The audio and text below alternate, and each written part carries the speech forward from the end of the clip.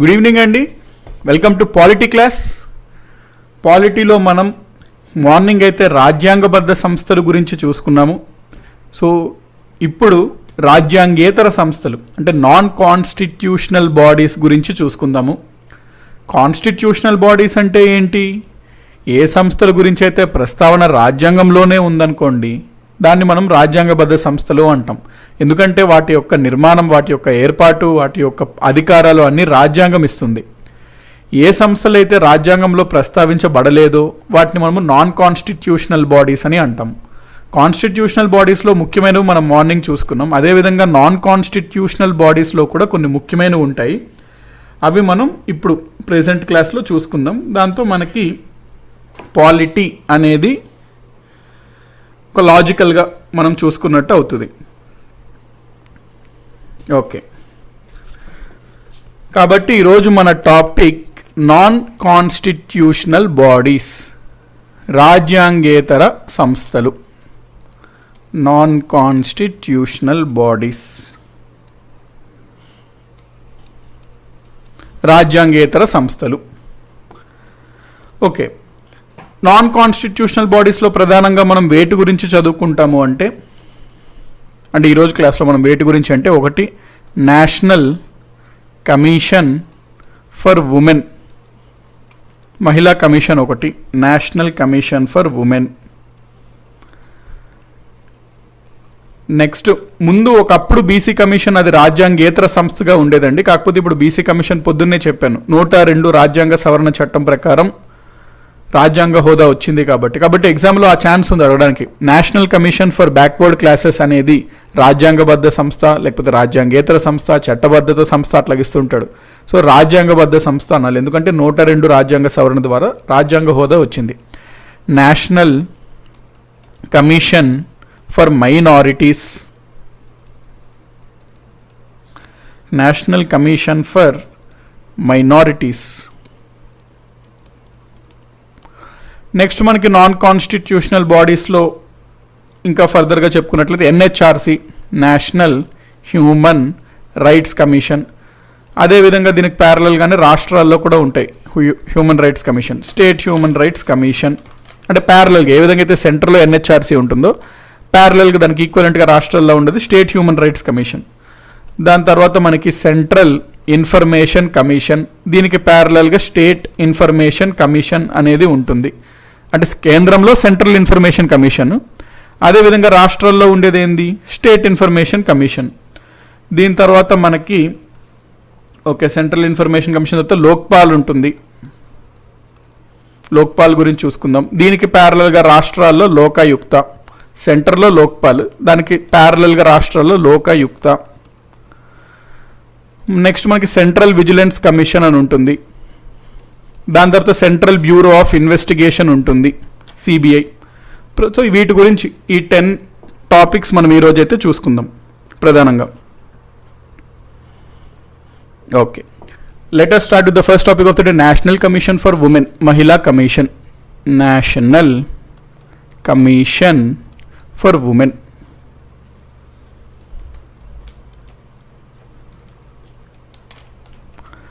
జనరల్గా మనకి కమిషన్స్ అసలు ఎందుకు పెడతారు అంటే, ఎవరైతే వల్నరబుల్గా ఉంటారో వాళ్ళ కోసం, వాళ్ళ యొక్క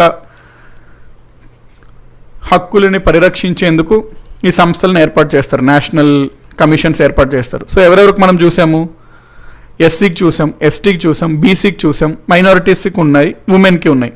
సో వీళ్ళంతా వల్నరబుల్ సెక్షన్ కింద వస్తారు అనమాట. అందుకని చెప్పి వీళ్ళ యొక్క హక్కులను కాపాడేందుకు, వీళ్ళపైన వివక్షతని ఉండకుండా పర్యవేక్షించేందుకు ఈ సంస్థలు ఏర్పాటు చేయడం జరుగుతుంటుంది. నేషనల్ కమిషన్ ఫర్ ఉమెన్ చూసుకున్నట్లయితే ఇది ఎటువంటి సంస్థ? రాజ్యాంగేతర సంస్థే. అంటే రాజ్యాంగంలో అయితే ప్రస్తావించబడలేదు. కాకపోతే రాజ్యాంగేతర సంస్థలో మళ్ళీ రకాలు ఉంటాయి. రాజ్యాంగేతర సంస్థలో ఒకవేళ ఏదన్నా సంస్థ కనుక పార్లమెంట్ కానీ, ఏదన్నా రాష్ట్రం కానీ ఏదైనా చట్టం చేసే అనుకోండి, లా చేసింది అనుకోండి, చట్టం, ఆ చట్టం ద్వారా ఏర్పడ్డాయి అనుకోండి ఆ సంస్థల్ని, వాటిని మనము స్టాట్యూటరీ బాడీస్ అంటాం, చట్టబద్ధత సంస్థలు. వాటిని మనము చట్టబద్ధత సంస్థలు అంటాం. ఎందుకు అంటే ఒక చట్టం ద్వారా అవి ఏర్పడ్డాయి కాబట్టి. మనము నేషనల్ కమిషన్ ఫర్ ఉమెన్ చూసుకున్నట్లయితే అది it is a statutory body. అది స్టాట్యూటరీ బాడీ అనమాట. ఎందుకు అంటే ఒక చట్టం ద్వారా ఏర్పడింది. మరి ఏ చట్టము అంటే national commission for women act 1990. National commission for women act 1990 ఈ చట్టం ప్రకారం మనకి నేషనల్ కమిషన్ ఫర్ ఉమెన్ అనేది ఏర్పడింది. ఈ నేషనల్ కమిషన్ ఫర్ ఉమెన్, మహిళా కమిషన్ ఎప్పటి నుంచి అమల్లోకి వచ్చింది అనేది కూడా ఇంపార్టెంట్. ఆ డేట్ అడుగుతుంటాడు ఎగ్జామ్లో. సో January 31st, 1992 ఈ తేదీ నుంచి అమల్లోకి వచ్చిందనమాట. January 31, 1992 ఈ తేదీ నుంచి మహిళా కమిషన్ అమల్లోకి వచ్చింది. మహిళా కమిషన్కి సభ్యులు కనుక మనం చూసుకున్నట్లయితే ఒక చైర్మన్, అంటే ఒక చైర్ ఉమెన్ అనాలేమో, మెన్ అంటే చైర్మన్ అంటే ఉమెన్ కదా, అట్లాగే చైర్మన్ అంటే హెడ్ అండి. ఒక సాటిస్ఫాక్షన్ కోసం, మహిళల సాటిస్ఫాక్షన్ కోసం చైర్ ఉమెన్ ఉండాలి. వారితో పాటు 5 సభ్యులు ఉంటారు. ఒక కార్యదర్శి ఉంటారండి, ఒక సెక్రటరీ ఉంటారు. మహిళా కమిషన్కి ఒక సెక్రటరీ ఉంటారు. 1 చైర్మన్, 5 మెంబర్స్, 1 చైర్మన్, 5 మెంబర్స్, ఒక సెక్రటరీ. ఇది కాంపోజిషన్ అనమాట మన నేషనల్ కమిషన్ ఫర్ ఉమెన్కి. అయితే ఈ సభ్యుల్లో ఒక రూల్ ఉంటుంది. ఈ 5 సభ్యుల్లో ఖచ్చితంగా ఎస్సీకి చెందిన ఒకరు ఉండాలి, ఎస్టీకి చెందిన వారు ఒకరు ఉండాలి ఖచ్చితంగా ఈ 5 మెంబర్స్లో. అధ్యక్షురాలు, చైర్మన్ అంటే ఇక్కడ కంపల్సరీ ఉమెనే ఉంటారు. మరి ఆబ్వియస్లీ నేషనల్ కమిషన్ ఫర్ ఉమెన్కి చైర్మన్ ఉమెనే ఉండాలి కాబట్టి అధ్యక్షురాలు అనమాట చైర్మన్. వీళ్ళ యొక్క పదవీ కాలం మనం చూసుకున్నట్లయితే 3 సంవత్సరాలు, టెన్యూర్. అంటే అడుగుతుంటాడండి, వీటిపైన ప్రశ్నలు అడుగుతుంటాడు. దీనికి బెస్ట్ నేను చెప్తాను లాస్ట్లో. ఏంటి అంటే మనకి మీరు ఒక పెద్ద మనకి A1, A2 షీట్స్ అని దొరుకుతాయి ఇక్కడ బుక్ షాప్స్లో, పెద్ద షీట్స్. ఆ పెద్ద షీట్స్ చేసుకొని ఏంటంటే మీరు అన్నీ రాసుకోవాలి. ఇట్లా నేషనల్ కమిషన్ ఫర్ ఉమెన్ ఒక టేబుల్ వేసుకోండి, అది మీరు ఎక్కడన్నా అతికించుకోండి, లేకపోతే అట్లా ఉంచుకోండి, చూస్తూ ఉండండి. అది మీకు లాస్ట్లో చెప్తాను, అప్పుడు మీకు ఈ టాపిక్స్ ఈజీగా గుర్తుంటాయి. ఎందుకంటే చాలా ఉంటాయి, కొంచెం ఒకేలాగా ఉంటాయి. సభ్యులు ఎంతమంది, వారి యొక్క పదవీ కాలం ఎంత, వాళ్ళని ఎవరు నియమిస్తారు, అట్లాంటి పాయింట్స్ ఉంటుంటాయి. అది టేబుల్ లాగా ఒక పెద్ద షీట్లో వేసుకుంటే ఈజీ గుర్తుండడానికి ఛాన్స్ ఉంటాయి. వీరి యొక్క పదవీ కాలం 3 సంవత్సరాలండి, 3 years. వీళ్ళని రిటైర్ అయిన తర్వాత మళ్ళీ నియమించవచ్చా అంటే చెయ్యొచ్చు. వీళ్ళ యొక్క పదవీ కాలం ఒకసారి అయిన తర్వాత రెండోసారి కూడా వీళ్ళని మళ్ళీ నియమించవచ్చు అనమాట ఈ యొక్క నేషనల్ కమిషన్ ఫర్ ఉమెన్కి. నేషనల్ కమిషన్ ఫర్ ఉమెన్ ఏర్పడిన తర్వాత మొట్టమొదటిసారిగా అధ్యక్షురాలు ఎవరు ఉన్నారు అని అడుగుతాడు. జయంతి పట్నాయక్. ప్రస్తుత ఇంపార్టెంట్ ప్రెజెంట్ చైర్మన్ ఎవరు అని అడగచ్చు. సో ప్రెజెంట్ చైర్మన్ మనకి రేఖా శర్మ అండి. 2018 ఆగస్ట్ నుంచి ఈవిడ ఉన్నారు, రేఖా శర్మ చైర్మన్.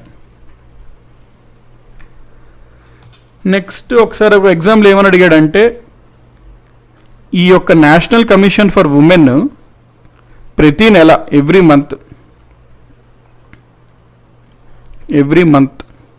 ప్రతి నెల ఒక న్యూస్ లెటర్ని పబ్లిష్ చేస్తుంది. ఒక మ్యాగజైన్ లాంటిది అనుకోండి, ఒక న్యూస్ లెటర్ని పబ్లిష్ చేస్తుంది. దాని పేరు ఏమిటి అని అడిగాడు ఒక ఎగ్జామ్లో. సో ఎవరన్నా ఆన్సర్ చేయడానికి ట్రై చేస్తారో. ఇప్పుడు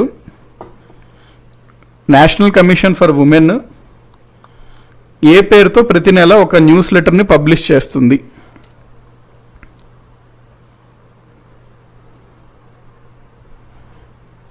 ఓకే, రాష్ట్ర మహిళ అండి. రాష్ట్ర మహిళ పేరుతో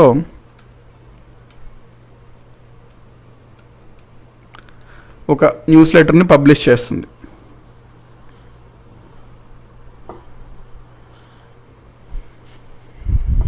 ఈ points national commission for women గుర్తుపెట్టుకోండి. నెక్స్ట్ మనం చూసుకోవాల్సింది సిమిలర్గా ఈ టైప్లో ఉంటాయండి, ఈ టాపిక్స్ అన్నీ ఈ టైప్లోనే ఉంటాయి. ఇది national commission for women. Next మనం చూడాల్సింది national commission for minorities.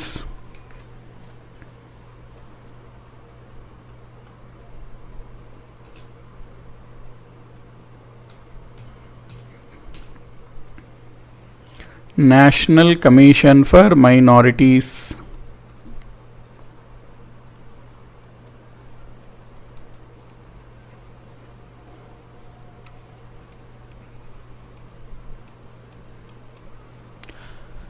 Minorities అంటే ఎవరు వస్తారంటే రెండు రకాలు ఉంటారండి. మైనారిటీస్ మనకి జనరల్గా 2 టైప్స్గా చెప్పుకుంటాం మైనారిటీస్. ఒకటి భాషా ప్రాతిపదికన లాంగ్వేజ్, ఒకటి రిలీజియన్.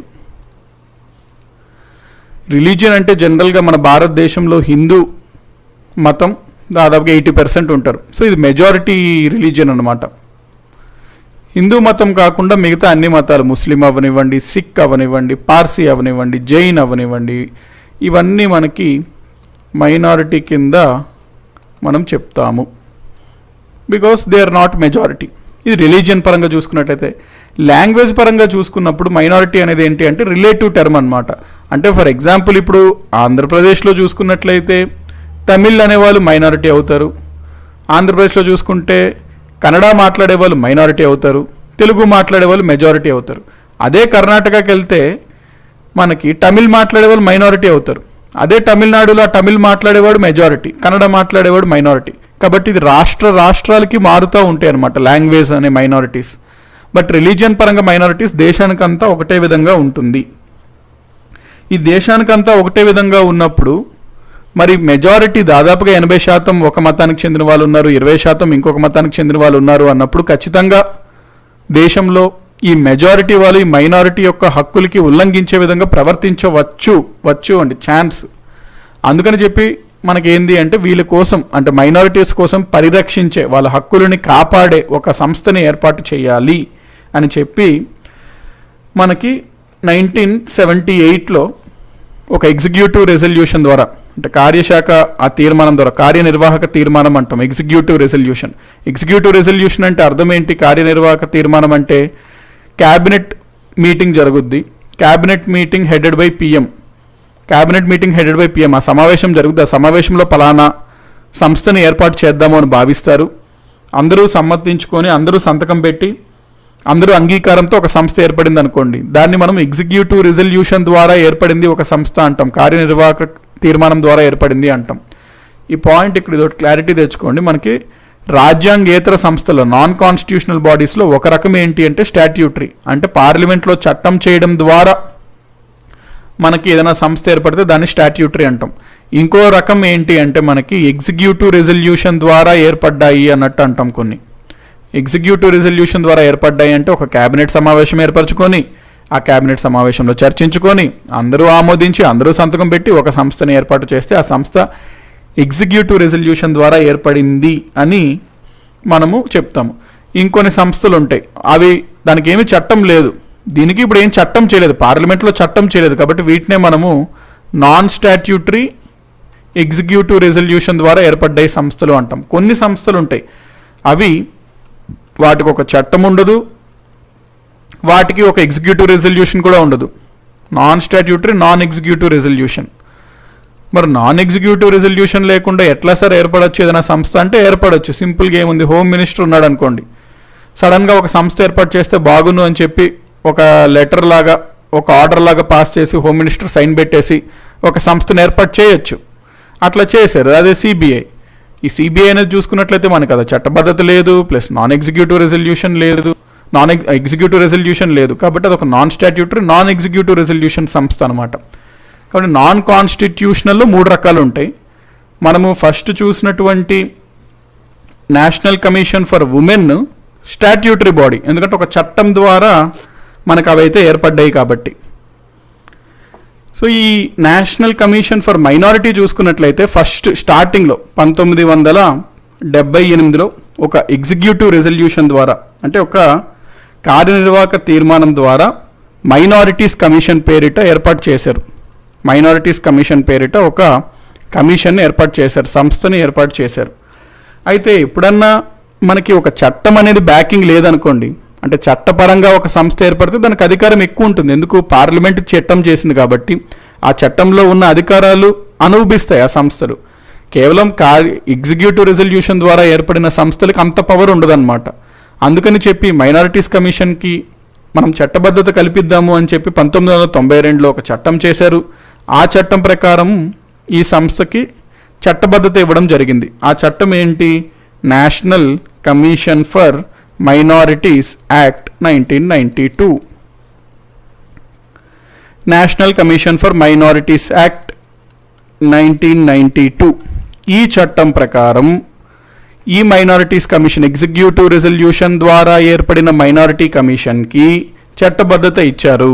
కాబట్టి ప్రస్తుతం నేషనల్ కమిషన్ ఫర్ మైనారిటీస్ ఏ రకమైన సంస్థ అని ఎగ్జామ్లో క్వశ్చన్ అడిగాడు అనుకోండి, ఫస్ట్ ఆప్షన్ ఎగ్జిక్యూటివ్ రెజల్యూషన్ అని ఇస్తాడు.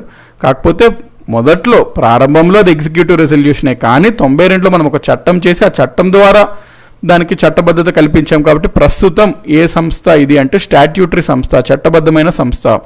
ఎందుకంటే ఒక చట్టం ద్వారా ఏర్పడినట్లు మనం చేసాం కాబట్టి. ఎప్పుడు నుంచి మైనారిటీస్ కమిషన్ ఎప్పటి నుంచి తన విధులను నిర్వహిస్తుంది అంటాడు ఎగ్జామ్లో. సో ఈ చట్టం ద్వారా ఏర్పాటు చేసాం మనము ఈ మైనారిటీస్ కమిషన్ని 1993 అక్టోబర్ 23 నుంచి, డేట్ గుర్తుపెట్టుకోండి, 1993 అక్టోబర్ 23 ఈ తేదీ నుంచి తన విధులను నిర్వహించుతూ ఉంది.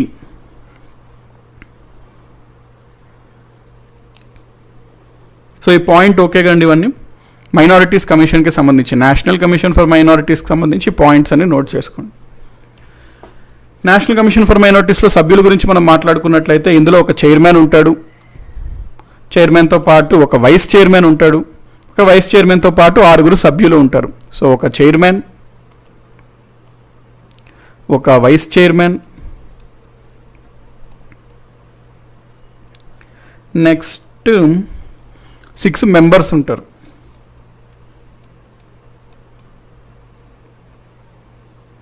Okay, 6 members, 1 chairman plus vice chairman plus 6 members. ఇక్కడ కండిషన్ ఏంటంటే ఎంతమంది, మొత్తం 8 మంది ఉన్నారు కదా, ఈ అందరూ 8 మెంబర్స్ అందరూ కూడా మైనారిటీస్ అయి ఉండాలి. మరి ఆబ్వియస్లీ నేషనల్ మైనారిటీస్ కమిషన్కి మెంబర్గా మెజారిటీని పెడితే హాస్యాస్పదంగా ఉంటుంది. కాబట్టి ఆబ్వియస్లీ అందరూ మైనారిటీస్ అయి ఉండాలి. వీళ్ళని ఎవరు నియమిస్తారు, అపాయింట్మెంట్ ఎవరు చేస్తారు అంటే గవర్నమెంట్ ఆఫ్ ఇండియా అపాయింట్మెంట్ చేస్తుంది, సెంట్రల్ గవర్నమెంట్. వాళ్ళని తొలగించడం ఎవరు చేస్తారు, రిమూవల్ ఎవరు చేస్తారు అంటే ఆబ్వియస్లీ గవర్నమెంట్ ఆఫ్ ఇండియానే, గవర్నమెంట్ ఆఫ్ ఇండియా చేస్తారు. సో ఎవరైనా కమెంట్స్లో ఆన్సర్ చేయడానికి ట్రై చేయండి. ప్రస్తుతం నేషనల్ కమిషన్ ఫర్ మైనారిటీస్ యొక్క చైర్మన్ ఎవరు, ఆన్సర్ చేయడానికి ఎవరైనా కమెంట్లో ట్రై చేయండి.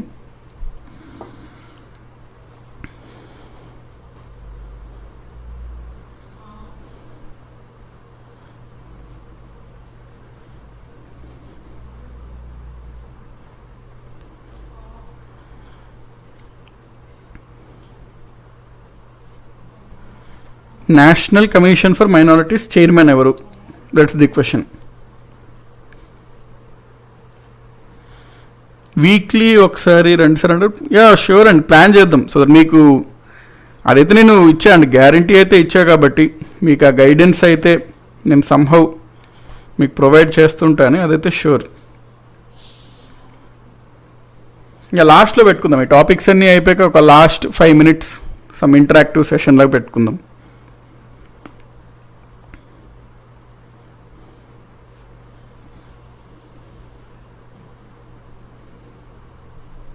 హసన్ రిజ్వీ అని చాలామంది అయితే అంటున్నారు. యాక్చువల్లీ ఏంటంటే ఎప్పుడన్నా ఈ సభ్యుల గురించి మీకు కావాల్సినప్పుడు ఇన్ఫర్మేషన్ ఎక్కడ బుక్స్లో కానీ వేరే దగ్గర చూడదండి, డైరెక్ట్గా వెబ్సైట్కి వెళ్ళిపోండి, నేషనల్ కమిషన్ ఫర్ మైనారిటీస్ వెబ్సైట్కి వెళ్ళిపోండి. ఎందుకంటే అదే అప్డేటెడ్, లేటెస్ట్ అప్డేటెడ్గా ఉంటుంది.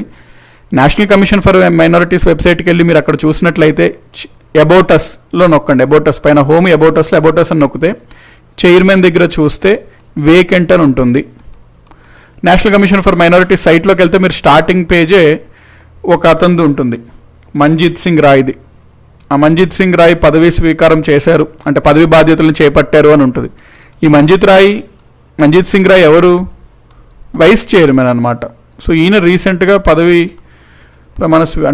బాధ్యతలు చేపట్టారు, మంజిత్ సింగ్ రాయ్. ఈయన వైస్ చైర్మన్, ప్రస్తుతం చైర్మన్ వేకెంట్గా ఉందండి, ఖాళీగా ఉంది.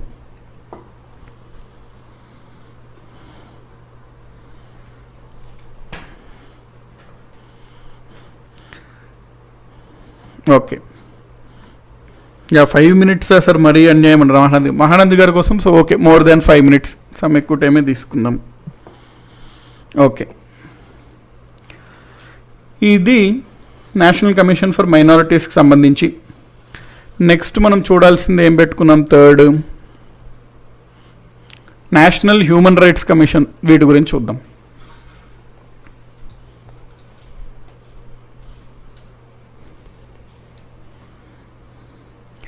National human rights commission NHRC.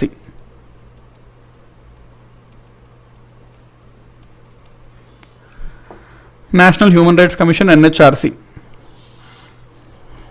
Human rights, మానవ హక్కులు, అది ఎంత ప్రాధాన్యమో, ఎంత అవసరమో, ఎంత ముఖ్యమో, ఎంత విలువైనవో మనందరికీ తెలుసు. మనకు చిన్నప్పటి నుంచి మనం పుట్టిన దేశంలో ఆ హక్కులతో కూడి పుట్టాం కాబట్టి మనకు హక్కుల యొక్క విలువ తెలియదు. కానీ ప్రజాస్వామ్యం లేనటువంటి దేశాల్లో ఉంటే ఆ హక్కుల యొక్క విలువ మనకు బాగా తెలుస్తుంది. మనం చిన్నప్పటి నుంచే హక్కుల్లో మునిగి తేలి ఆడి మనం పెరిగాం కాబట్టి అంత వాల్యూ తెలియదు. యాక్చువల్లీ చాలా వాల్యూబుల్ అనమాట హ్యూమన్ రైట్స్. మరి వాటిని పరిరక్షించేందుకు ఒక సంస్థ ఉండాలని చెప్పి 1993లో ఒక చట్టం చేశారు. ఆ చట్టం ఏంటి అంటే protection of human rights act. Protection of human rights act 1993. ఈ చట్టం ప్రకారం నేషనల్ హ్యూమన్ రైట్స్ కమిషన్ని ఏర్పాటు చేశాము. కాబట్టి మనం ఏమని చెప్పుకోవచ్చు, ఈ నేషనల్ హ్యూమన్ రైట్స్ కమిషన్ అనేది ఒక చట్టబద్ధమైన సంస్థ. ఎందుకు అనగా ఇది ఒక చట్టం ద్వారా ఏర్పడింది కాబట్టి. ఏంటి ఆ చట్టము? Protection of human rights act 1993 చట్టం ద్వారా ఏర్పడింది కాబట్టి ఇది ఒక చట్టబద్ధమైన సంస్థ, స్టాట్యూటరీ బాడీ అంటాం. ఈ నేషనల్ హ్యూమన్ రైట్స్ కమిషన్ ఎప్పటి నుంచి తన విధులను ప్రారంభించింది అంటే 1993 అక్టోబర్ 12, అక్టోబర్ 12, 1993. అక్టోబర్ 12, 1993 నుంచి తన విధులను నిర్వహించడం ప్రారంభించింది. దీని యొక్క కాంపోజిషన్ చూసుకున్నట్లయితే నేషనల్ హ్యూమన్ రైట్స్ కమిషన్ది కాంపోజిషన్, ఒక చైర్మన్ ఉంటారు, 4 సభ్యులు ఉంటారు. 1 చైర్మన్ ప్లస్ 4 మెంబర్స్.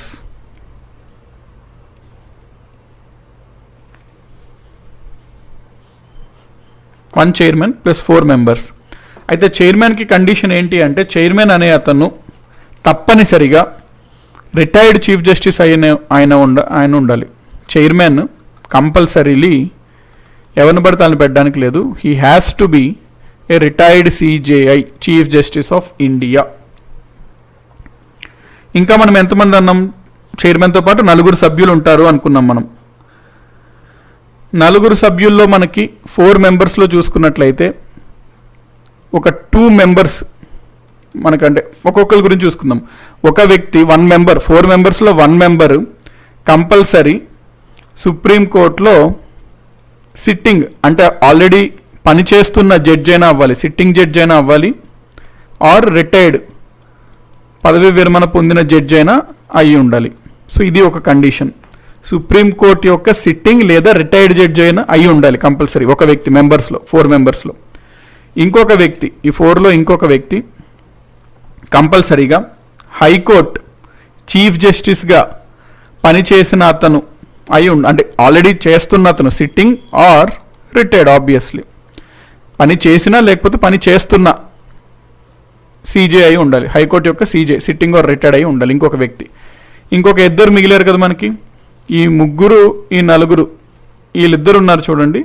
వీళ్ళిద్దరు ఏంటంటే హ్యూమన్ రైట్స్ చట్టాలపైన, ఆ అంశాలపైన బాగా ఎక్స్పర్ట్స్, అనుభవం కలిగిన వ్యక్తులై ఉండాలి ఒక 2. కాబట్టి చైర్మన్ వచ్చేసరికి రిటైర్డ్ CJ అయి ఉండాలి, మెంబర్స్ వచ్చేసరికి supreme court sitting or retired judge, high court sitting or retired chief justice, ఇద్దరేమో హ్యూమన్ రైట్స్ పైన అనుభవం, ఎక్స్పర్టైజ్ ఉన్న వాళ్ళు ఉండాలి. కాబట్టి 1+4 అనమాట సభ్యులు, మొత్తం 5 సభ్యులు. వీళ్ళ యొక్క పదవీకాలం మనం చూసుకున్నట్లయితే పదవీకాలం term 5 plus 5 years or 70 years, ఏది ముందైతే అది, whichever is earlier.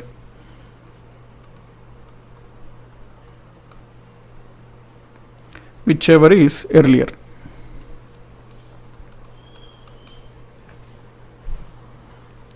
Five years or 70 years whichever is earlier వాళ్ళ టైం. ఇది ఆల్రెడీ మనకు అర్థమైంది. 5 years or 70 years whichever is earlier అంటే అర్థం ఏంటో మనకు ఆల్రెడీ మనం చూసుకున్నాం. నెక్స్ట్ ఇంకోటి ఏంటంటే వీళ్ళ సభ్యులు ఉన్నారు కదండి 5. వీళ్ళతో పాటు కొన్ని ఎక్స్ అఫిషియో సభ్యులు కూడా ఉంటారు, ఒక 4. నేషనల్ హ్యూమన్ రైట్స్ కమిషన్లో ఈ 5 పాటు ఇంకొక 4 ఎక్స్ అఫిషియో ఇంకొక 4 ఎక్స్ అఫిషియో పర్సన్స్ ఉంటారు. వాళ్ళు ఎవరు అనేది కూడా చూద్దాం. ఎక్స్ అఫిషియో మెంబర్స్ ఎవరెవరంటే నేషనల్ కమిషన్ ఫర్ ఎస్సీలో ఒక సభ్యుడు 1 member, నేషనల్ కమిషన్ ఫర్ ఎస్టీలో ఒక సభ్యుడు, నేషనల్ కమిషన్ ఫర్ మైనారిటీస్లో ఒక సభ్యుడు, నేషనల్ కమిషన్ ఫర్ ఉమెన్లో ఒక సభ్యురాలు. ఈ 4 అయి ఖచ్చితంగా ఎక్స్ అఫిషియో మెంబర్స్ అనమాట. అంటే ఎవరైతే ఈ పదవిలో ఉంటారో వాళ్ళు ఇందులో ఆటోమేటిక్గా మెంబర్స్ అయి ఉంటారు. ఎందుకు వీళ్ళని ఎక్స్ అఫిషియో మెంబర్స్గా పెట్టడం జరిగింది అంటే ఎక్కువ మనకి హ్యూమన్ రైట్స్ వైలేషన్ ఎవరిపైన జరుగుతాయి, అణగారిన వర్గాలపైన జరుగుతాయి. అంటే ఎస్సీ, ఎస్టీ, మైనారిటీస్, ఉమెన్ పైన ఎక్కువ మానవ హక్కుల ఉల్లంఘన జరుగుతుంది. కాబట్టి అందులో సభ్యులు ఆటోమేటిక్ ఇందులో ఎక్స్ అఫిషియో మెంబర్స్గా మనం పెట్టడం జరిగింది. ఓకే, నెక్స్ట్ వీళ్ళకి అంటే వీళ్ళు చేసే పని ఏముంటుందంటే అంటే అదే కామన్ అండి. వీళ్ళు చేసే పని ఏంటంటే ఎక్కడైనా హ్యూమన్ రైట్స్ వైలేషన్స్ అయినాయి అనుకోండి, ఇది ఒక సెమీ సివిల్ కోర్ట్ లాగా వ్యవహరిస్తుంది. అంటే ఏంటి, అక్కడ ఏం జరిగిందో పరిశీలిస్తుంది, ఎవరినన్నా విట్నెసెస్ని పిలుస్తుంది, కేసుని డీల్ చేస్తుంది, శిక్షలు విధిస్తుంది. అట్లాగా సివిల్ కోర్ట్ లాగా వ్యవహరిస్తుంది. దాని సివిల్ కోర్టుకున్న అధికారాలు కలిగి ఉంటుంది అనమాట ఈ సంస్థకి. ఓకే, ఈ చైర్మన్ మరియు ఈ మెంబర్స్ని ఎవరు నియమిస్తారు అంటే ప్రెసిడెంట్ నియమిస్తాడండి వీళ్ళని.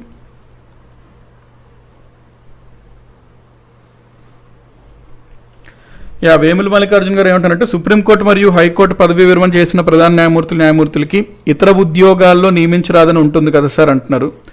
ఇవి మనం ఉద్యోగాలుగా చూడమండి. ఈ పోస్ట్స్ ఏవైతే ఉన్నాయో ఇవి మనం పబ్లిక్ ఆఫీసెస్ లాగా చూడం.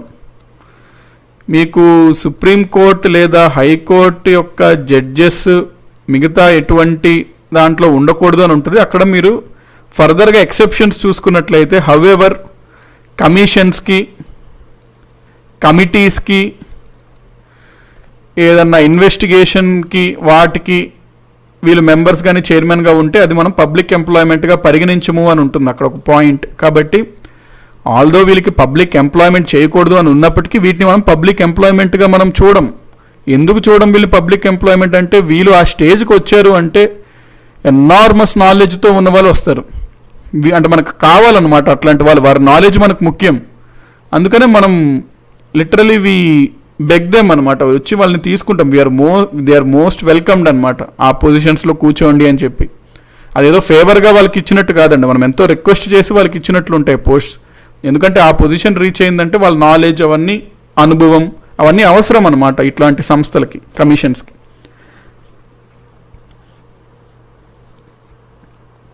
ఓకే,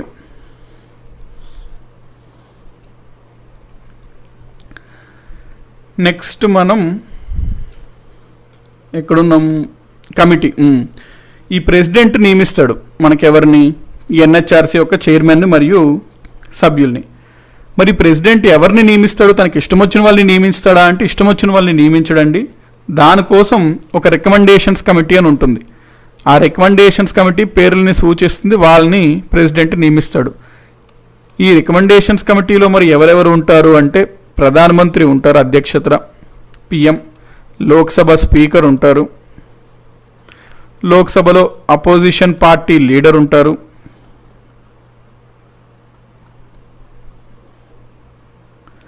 నెక్స్ట్ లోక్సభలో అపోజిషన్ పార్టీ లీడర్ ఉంటారు, రాజ్యసభలో డిప్యూటీ చైర్మన్ ఉంటారు,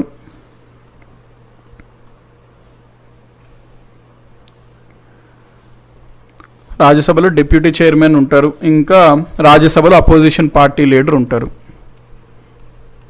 సింపుల్ అండి, గుర్తుపెట్టుకోవడం ఇది ఈజీ. ఎట్లా అంటే పిఎం ఒకటి గుర్తుపెట్టుకోండి, ఇతను head. Lok Sabha speaker, Lok Sabha opposition party leader. రాజ్యసభకి చైర్మన్ బెటర్, ఎందుకంటే వైస్ ప్రెసిడెంట్ అన్నప్పుడు ఆయన జనరల్గా ఇట్లాంటి వాటిలో ఇన్వాల్వ్ చేయరు. కాబట్టి Rajya Sabha deputy chairman, Rajya Sabha opposition party leader. మొత్తం ఎంతమంది? 5. ఈ 5 కలిసిన కమిటీ రికమెండ్ చేస్తుంది, పలానా వ్యక్తిని పెట్టవయ్యా చైర్మన్, పలానా వ్యక్తిని మెంబర్స్గా పెట్టు అని. ప్రెసిడెంట్ వాళ్ళని నియమిస్తాడు. అది పద్ధతి అనమాట. ఓకే, సో ప్రస్తుతం మనకి శాలరీ ఉంటుందా సార్ అంటే ఉంటుందండి, ఆబ్వియస్లీ శాలరీ ఉంటుంది. శాలరీ లేకుండా ఒక సీజేఐని మనము ఒక సంస్థకు పెట్టామనుకోండి, ఆయన 5 సెకండ్స్ కూడా చేయనంటాడు. శాలరీ ఆబ్వియస్లీ అంటే ఇప్పుడు వాళ్ళ సేవలు అందించడమే చాలా మనకి వాల్యుబుల్ అండి. అట్లాంటిది మనం శాలరీ ఇవ్వడంలో చాలా హ్యాపీగా ఇస్తుంది ప్రభుత్వం వాళ్ళకి శాలరీస్. ఇన్ఫ్యాక్ట్ వాళ్ళు ఇచ్చేది ఎంత ఇచ్చినా తక్కువ అన్నట్టు. ఇప్పుడు డిఫెన్స్, మిలిటరీకి, అంటే హానెస్ట్గా ఉంటున్న జడ్జెస్కి, జ్యుడిషియరీకి, డాక్టర్స్కి శాలరీ ఎంత ఇచ్చినా అది మోస్ట్ వెల్కమ్తో ఇవ్వాలండి అవి. ఎందుకంటే ఇట్స్ చాలా ప్రెషియస్ అన్నమాట, నోబుల్ ప్రొఫెషన్స్ అవన్నీ. They can bring change in the society.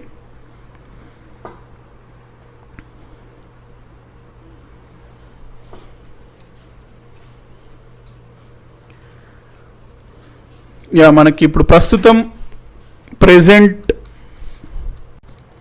NHRC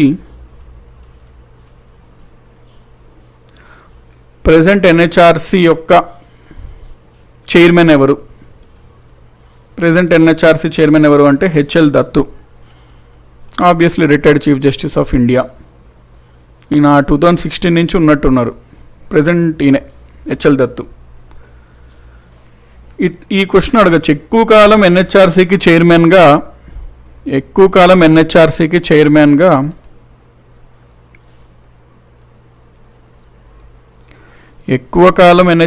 చైర్మన్గా వ్యవహరించింది ఎవరు అని అడుగుతాడు అప్పుడప్పుడు ఎగ్జామ్లో. ఈ పాయింట్ గుర్తుపెట్టుకోండి. కేజీ బాలకృష్ణన్.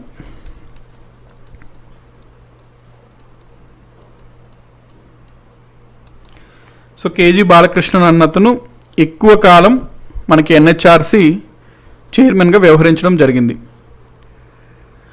నెక్స్ట్, ఎన్హెచ్ఆర్సి దేన్ని మనకు పరిరక్షిస్తుంది? మానవ హక్కుల్ని పరిరక్షిస్తుంది. కాబట్టి మనం ఎన్హెచ్ఆర్సీని దేనిగా చెప్పుకుంటాము? మానవ హక్కుల పరిరక్షణకు వాచ్ డాగ్గా మనము ఈ ఎన్హెచ్ఆర్సీని పేర్కొంటాం. అది ఇంపార్టెంట్. ఈ వాచ్ డాగ్స్ అన్ని నోట్ చేసుకోండి. ఆల్రెడీ మనం ఏమనుకున్నాము? UPSC watch dog of merit system in India అనుకున్నాం. CAG watch dog of public purse అనుకున్నాం. అదేవిధంగా ఎన్హెచ్ఆర్సీ వచ్చేసరికి watch dog of human rights అనమాట. ప్రొటెక్టర్ ఆఫ్ ఫండమెంటల్ రైట్స్ అంటే మళ్ళీ మనకు అది కాన్స్టిట్యూషన్, సుప్రీంకోర్టు అవుతుంది. ఒక పాయింట్ గుర్తుపెట్టుకోండి.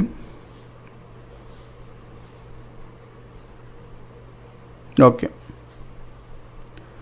ఒకసారి రాసుకుందాం better. Watch dog of human rights, ఎన్హెచ్ఆర్సీని మనం watch dog of human rights.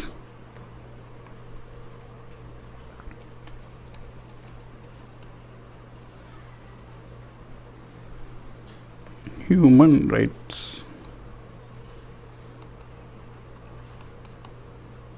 Okay,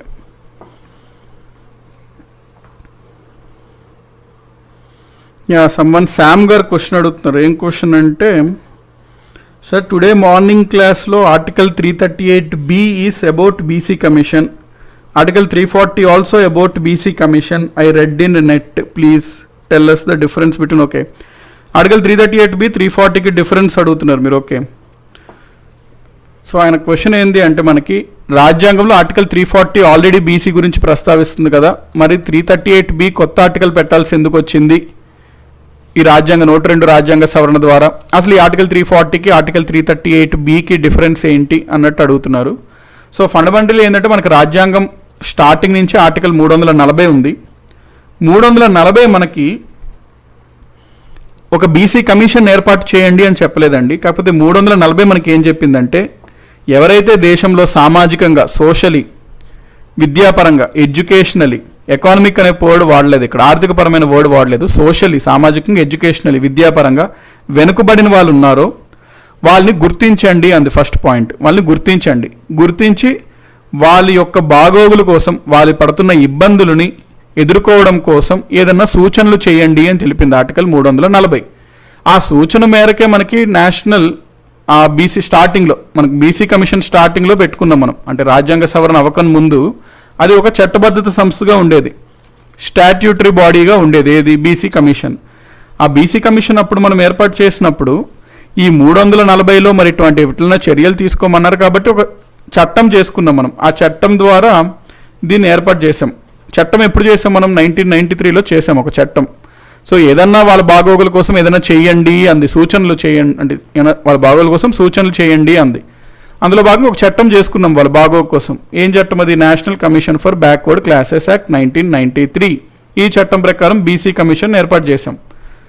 ఇది ఎప్పుడు? 2 ఏప్రిల్ 1993 నుంచి విధుల్ని నిర్వహిస్తూ వచ్చింది. ఏది? BC commission.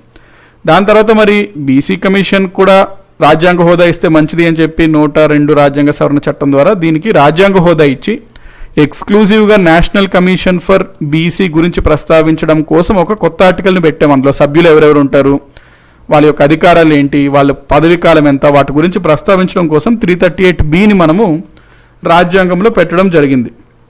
So 338B exclusively deals with National Commission for BC, whereas Article 340 generally deals with the upliftment of the conditions of social and educationally backward classes.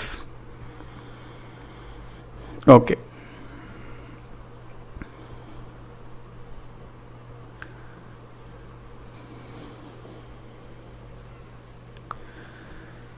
Next మనం ఇంకా చూసుకోవాల్సినవి ఎక్కడున్నాం? Point watch dog of human రైట్స్గా చెప్పుకుంటాం దీన్ని, ఎన్హెచ్ఆర్సీని.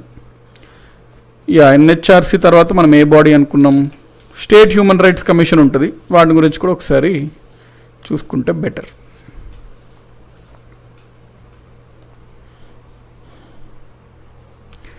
State human rights commission same points అండి. ఏ విధంగా అయితే కేంద్రానికి ఒక నేషనల్ హ్యూమన్ రైట్స్ కమిషన్ ఉందో, మొత్తం భారతదేశానికి అంతటికీ హ్యూమన్ రైట్స్ పరిరక్షణ కోసం ఒకటే సంస్థ అంటే చూసుకోలేదు. కాబట్టి రాష్ట్రాల్లో కూడా ఏదైనా రాష్ట్రం హ్యూమన్ రైట్స్ కమిషన్ ఏర్పాటు చేయాలి అని భావిస్తే ఏర్పాటు చేసుకోవచ్చు అని చెప్పి మనకి ఆ 1993 ప్రొటెక్షన్ ఆఫ్ హ్యూమన్ రైట్స్ చట్టం 1993లో పేర్కొంది. దానికి అనుగుణంగా చాలా రాష్ట్రాలు, ప్రస్తుతానికైతే 26 రాష్ట్రాలు ఉన్నట్టున్నాయి human rights, state human rights commission. చాలా రాష్ట్రాలు ఏర్పాటు చేసుకున్నాయి స్టేట్ హ్యూమన్ రైట్స్ కమిషన్. ఇది మనకి రాష్ట్ర లెవెల్లో పనిచేస్తుంది స్టేట్ హ్యూమన్ రైట్స్ కమిషన్. ఈ దీంట్లో మనకు సభ్యులు ఎవరు ఉంటారంటే ఒక చైర్పర్సన్ ఉంటారు, ఒక చైర్పర్సన్ ప్లస్ 2 మెంబర్స్ ఉంటారు.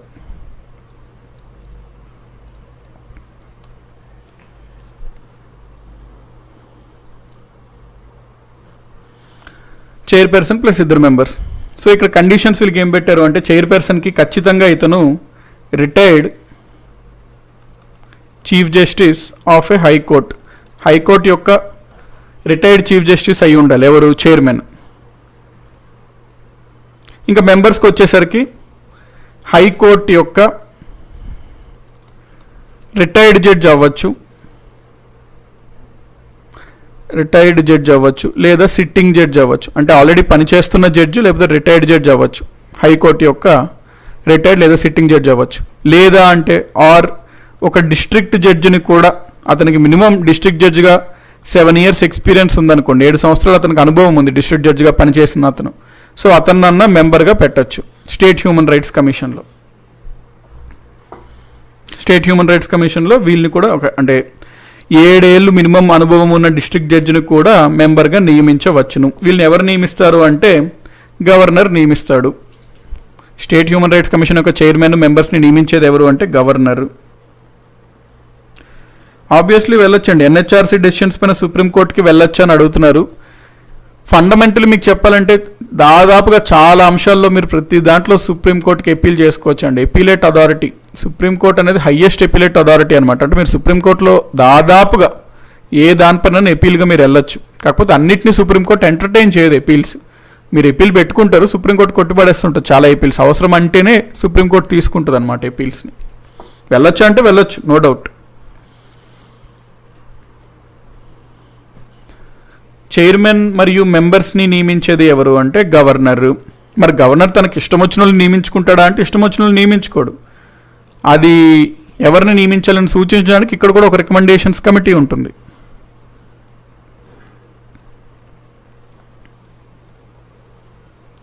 ఆ రికమెండేషన్స్ కమిటీలో ఎవరెవరు ఉంటారు? సీఎం హెడ్, ఇంకా అసెంబ్లీ యొక్క స్పీకర్ ఆఫ్ అసెంబ్లీ, నెక్స్ట్ ఆ రాష్ట్రంలో ఉన్నటువంటి స్టేట్ యొక్క హోమ్ మినిస్టర్, ఇంకా లీడర్ ఆఫ్ ద అపోజిషన్, ఆ అసెంబ్లీలో opposition leader.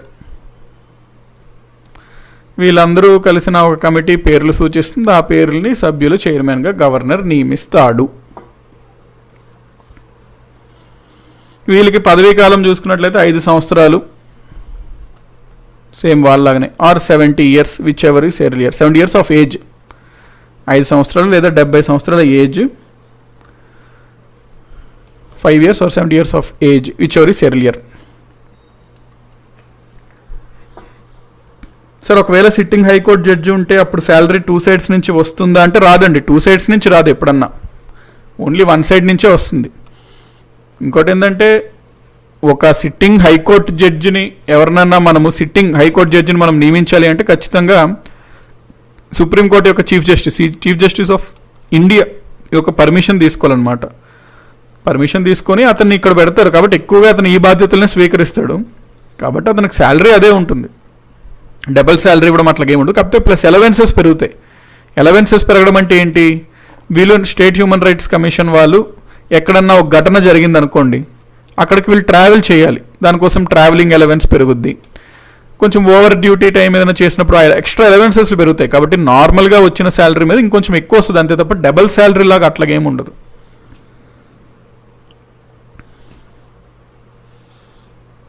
Okay,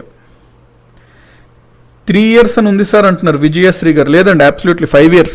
state human rights commission యొక్క పదవీ కాలం సభ్యులది ఎంత అంటే 5 సంవత్సరాలు లేదా 70 సంవత్సరాలు, ఏది ముందైతే అది. పదవీ కాలం అయిన తర్వాత మళ్ళీ నియమించవచ్చు అంటే నో అండి. పదవీ కాలం అయిపోయిన తర్వాత మళ్ళీ ఎటువంటి పబ్లిక్ ఎంప్లాయ్మెంట్, ఈ పబ్లిక్ ఎంప్లాయ్మెంట్ అనే మీనింగ్ కరెక్ట్గా అర్థం అవ్వాలి. పబ్లిక్ ఎంప్లాయ్మెంట్లో మళ్ళీ నియమించకూడదు. సో ఇందాక మనకి మల్లికార్జున్ గారు అడిగారు, మరి పబ్లిక్ ఎంప్లాయ్మెంట్లో నియమించకూడదు కదా, వీళ్ళని ఏదైనా కమిషన్స్కి పెడుతుంటారు కదంటే కమిషన్స్, కమిటీస్, ఇన్వెస్టిగేషన్స్ వాటికి పబ్లిక్ ఎంప్లాయ్మెంట్గా పరిగణించబడదు అని చెప్పి వాళ్ళే చెప్పుకున్నారనమాట. సో వాటిని మనము పబ్లిక్ ఎంప్లాయ్మెంట్గా పరిగణించము. నెక్స్ట్, సో ఇది state human rights commission. Next మనం లాజికల్గా స్టేట్ హ్యూమన్ రైట్స్ కమిషన్ అయ్యాక చూసుకోవాల్సింది సెంట్రల్ ఇన్ఫర్మేషన్ కమిషన్ గురించి చూసుకుందాం.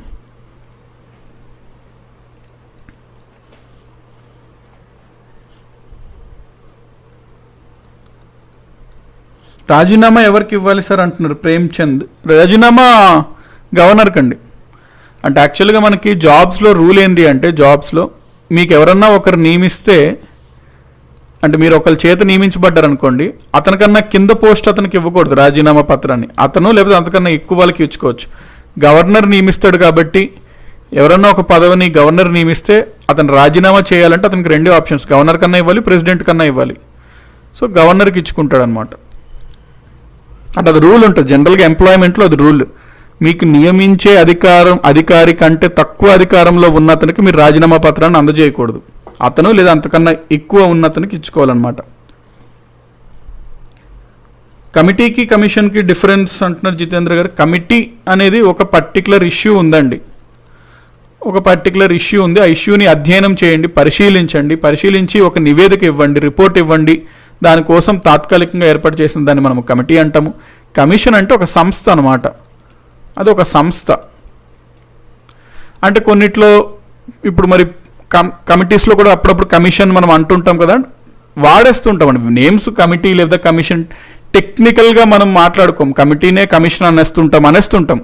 కానీ ఇన్ జనరల్గా మీరు అప్పటికి if you insist upon the differences between committee and commission, this is what we can derive అనమాట. ఏమని డిరైవ్ చేయొచ్చు?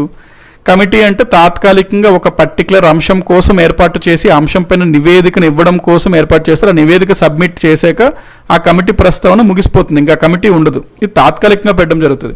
వేరే కమిషన్ అంటే ఒక సంస్థ, అది ఒక రాజ్యాంగబద్ధ అవ్వచ్చు, చట్టబద్ధత అవ్వచ్చు, ఎగ్జిక్యూటివ్ రెజల్యూషన్ ద్వారా ఏర్పడవచ్చు, తేదీ కాకుండా నార్మల్గా ఉత్తర్వుల ద్వారా ఏర్పడవచ్చు. ఏదైనా సరే ఆ సంస్థ అనమాట. అది పనిచేస్తూ ఉంటే అందులో స్టాఫ్ ఉంటారు, దానికి కొన్ని రూల్స్ ఉంటాయి, అధికారాలు ఉంటాయి, అన్నీ ఉంటాయి. అంటే ఇది కూడా ఇన్సిస్ట్ చేస్తే డిఫరెన్సెస్ పైన.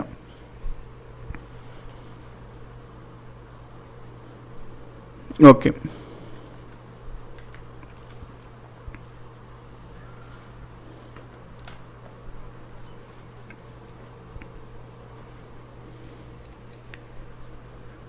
నెక్స్ట్ మనం ఏం చూసుకోవాలి, ఎక్కడ ఉన్నాం మనం? Central information commission.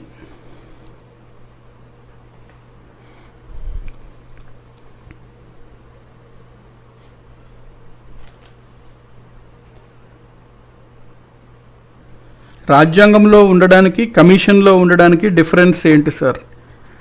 రాజ్యాంగంలో చరణ్ కుమార్ గారు అడుగుతున్నారు, రాజ్యాంగంలో ఉండడానికి కమిషన్లో ఉండడానికి అంటే క్వశ్చన్ సమ్ ట్వీకింగ్ అవసరం, అంటే సమ్ మోడిఫికేషన్ అవసరం. మేబీ మీరు అడుగుతుంది ఇది ఉండొచ్చు, రాజ్యాంగంలో ఒక సంస్థ ఉంది, రాజ్యాంగంలో ఉండడానికి రాజ్యాంగంలో లేనిడానికి ఏంటి సార్ డిఫరెన్స్ అని అడుగుతున్నారేమో maybe. So if that was your question, అక్కడ ఏంటి అంటే ఏదైనా సంస్థకి రాజ్యాంగం బ్యాకింగ్ ఉందనుకోండి, కాన్స్టిట్యూషన్ బ్యాకింగ్ ఉందనుకోండి. మన దేశంలో అన్నిటికన్నా అల్టిమేట్ చట్టం ఏది? రాజ్యాంగం. అన్నిటికన్నా హయ్యెస్ట్ లా ఆఫ్ ద ల్యాండ్గా చెప్పుకుంటాం రాజ్యాంగాన్ని. మరి ఆ సంస్థ యొక్క ప్రస్తావన, అధికారాలు అన్నీ రాజ్యాంగమే ఇస్తుంటే దానికి ఒక స్టేటస్ ఉందన్నమాట. ఒక సంస్థకి కాన్స్టిట్యూషనల్ స్టేటస్ ఉంది, కాబట్టి అధికారాలు ఎక్కువగా వినియోగించుకోగలుగుతుంది. నెంబర్ 1. నెంబర్ 2, ఒక చట్టం ద్వారా ఏర్పడింది అనుకోండి ఒక సంస్థ. ఇప్పుడు అప్పుడున్న ప్రభుత్వం ఇంకో చట్టం చేసి ఆ చట్టాన్ని రద్దు చేసి దాన్ని తీసేయచ్చు. అదే ఆ ప్రభుత్వం ఒక రాజ్యాంగ హోదా ఉన్న సంస్థని మార్పులు చేయాలంటే రాజ్యాంగంలో సవరణలు చేయాలి. రాజ్యాంగంలో సవరణలు అంటే అంత ఈజీ అయిన పని కాదు. కాబట్టి అధికారం, ఇండిపెండెన్స్, స్వయం ప్రతిపత్తి అవన్నీ ఎక్కువగా ఉంటాయి రాజ్యాంగబద్ధ సంస్థలకి.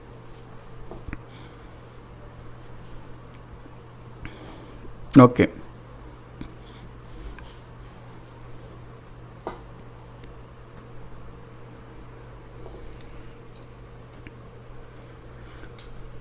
Central information commission.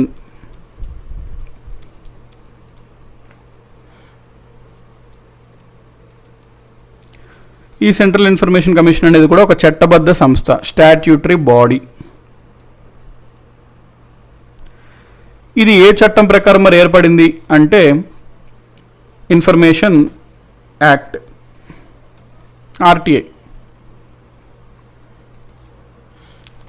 Right to information act 2005 ప్రకారం ఏర్పడింది. సో ఈ చట్టం ద్వారా మనకి ఏర్పడింది సెంట్రల్ ఇన్ఫర్మేషన్ కమిషన్.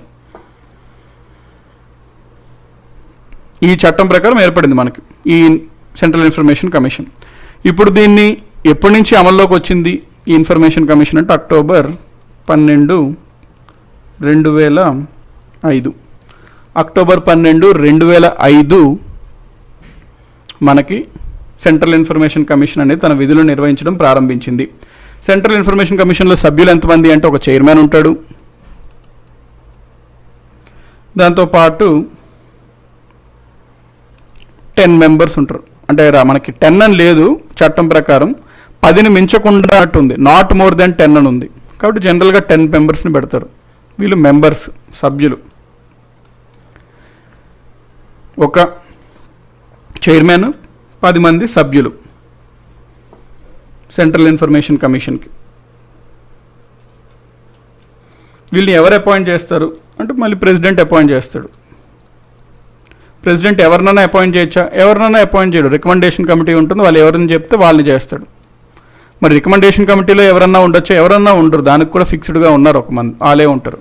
మరి ఎవరెవరు ఉన్నారు? వాళ్ళకి చైర్మన్ ఎవరు అంటే ప్రైమ్ మినిస్టర్ చైర్మన్గా వ్యవహరిస్తాడు.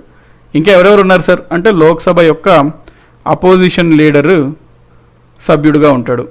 దాంతోపాటు ఇంకా ఎవరో ఒక యూనియన్ క్యాబినెట్ మినిస్టర్ ఉంటారు. ఆ ఎవరు ఉండాలి సార్? మరి యూనియన్ క్యాబినెట్ మినిస్టర్ నిర్ణయించేది ప్రధానమంత్రి, పిఎం నిర్ణయిస్తాడు ఎవరో ఒక యూనియన్ క్యాబినెట్ మినిస్టర్ని. వీళ్ళు 3 సభ్యులు ఉంటారు. ఆ 3 కలిసి ప్రెసిడెంట్లకి పేర్లు సూచిస్తారు. ఆ పేర్లని ప్రెసిడెంట్ సంతకం పెట్టి వాళ్ళని నియమిస్తాడు. ఇది ప్రాసెస్. సెంట్రల్ ఇన్ఫర్మేషన్ కమిషన్, సమాచార హక్కు. యా,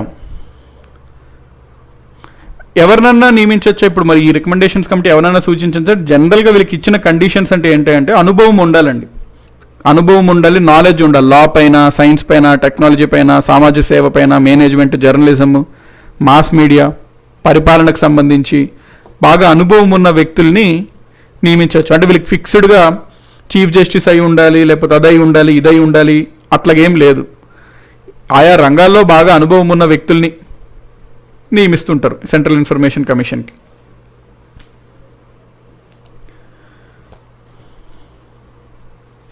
సో యా, వీళ్ళని రికమెండేషన్స్ కమిటీ అంటూ వీళ్ళు నియమిస్తారు. వీళ్ళ యొక్క టెన్యూర్ ఎంత, పదవీ కాలం ఎంత? వీరి యొక్క పదవీ కాలం 5 years or 65 years of age. ఏది ముందైతే అది 5 years or 65 years of age.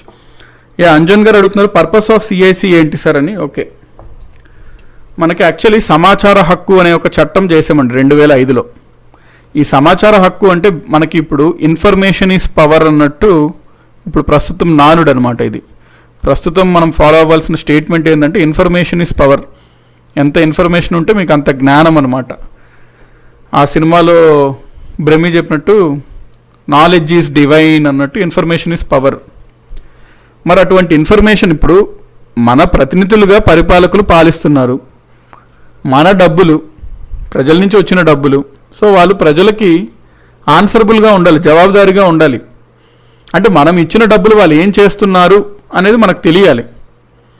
దానికోసం ఒక సమాచార హక్కు అనేది పెట్టారు. దాని ప్రకారం ఏంది అంటే మీకు ఏదన్నా ప్రభుత్వం చేసే ఇన్ఫర్మేషన్ కావాలనుకోండి, అఫ్కోర్స్ అది సీక్రెట్ ఇన్ఫర్మేషన్స్ కాకుండా ఇన్ఫర్మేషన్ కావాలి. మోడీ ఎప్పుడు చూసినా ఫారిన్ టూర్లోనే ఉంటాడు మోడీ అని మీకు అనిపించింది అనుకోండి, మీకు మెల్లిగా థాట్ వస్తుంది, ఈ మోడీకి ఎంత ఖర్చు అయిద్దో ఏందో, సంవత్సరానికి ఇన్ని ఫారిన్ టూర్లు వేస్తాడు.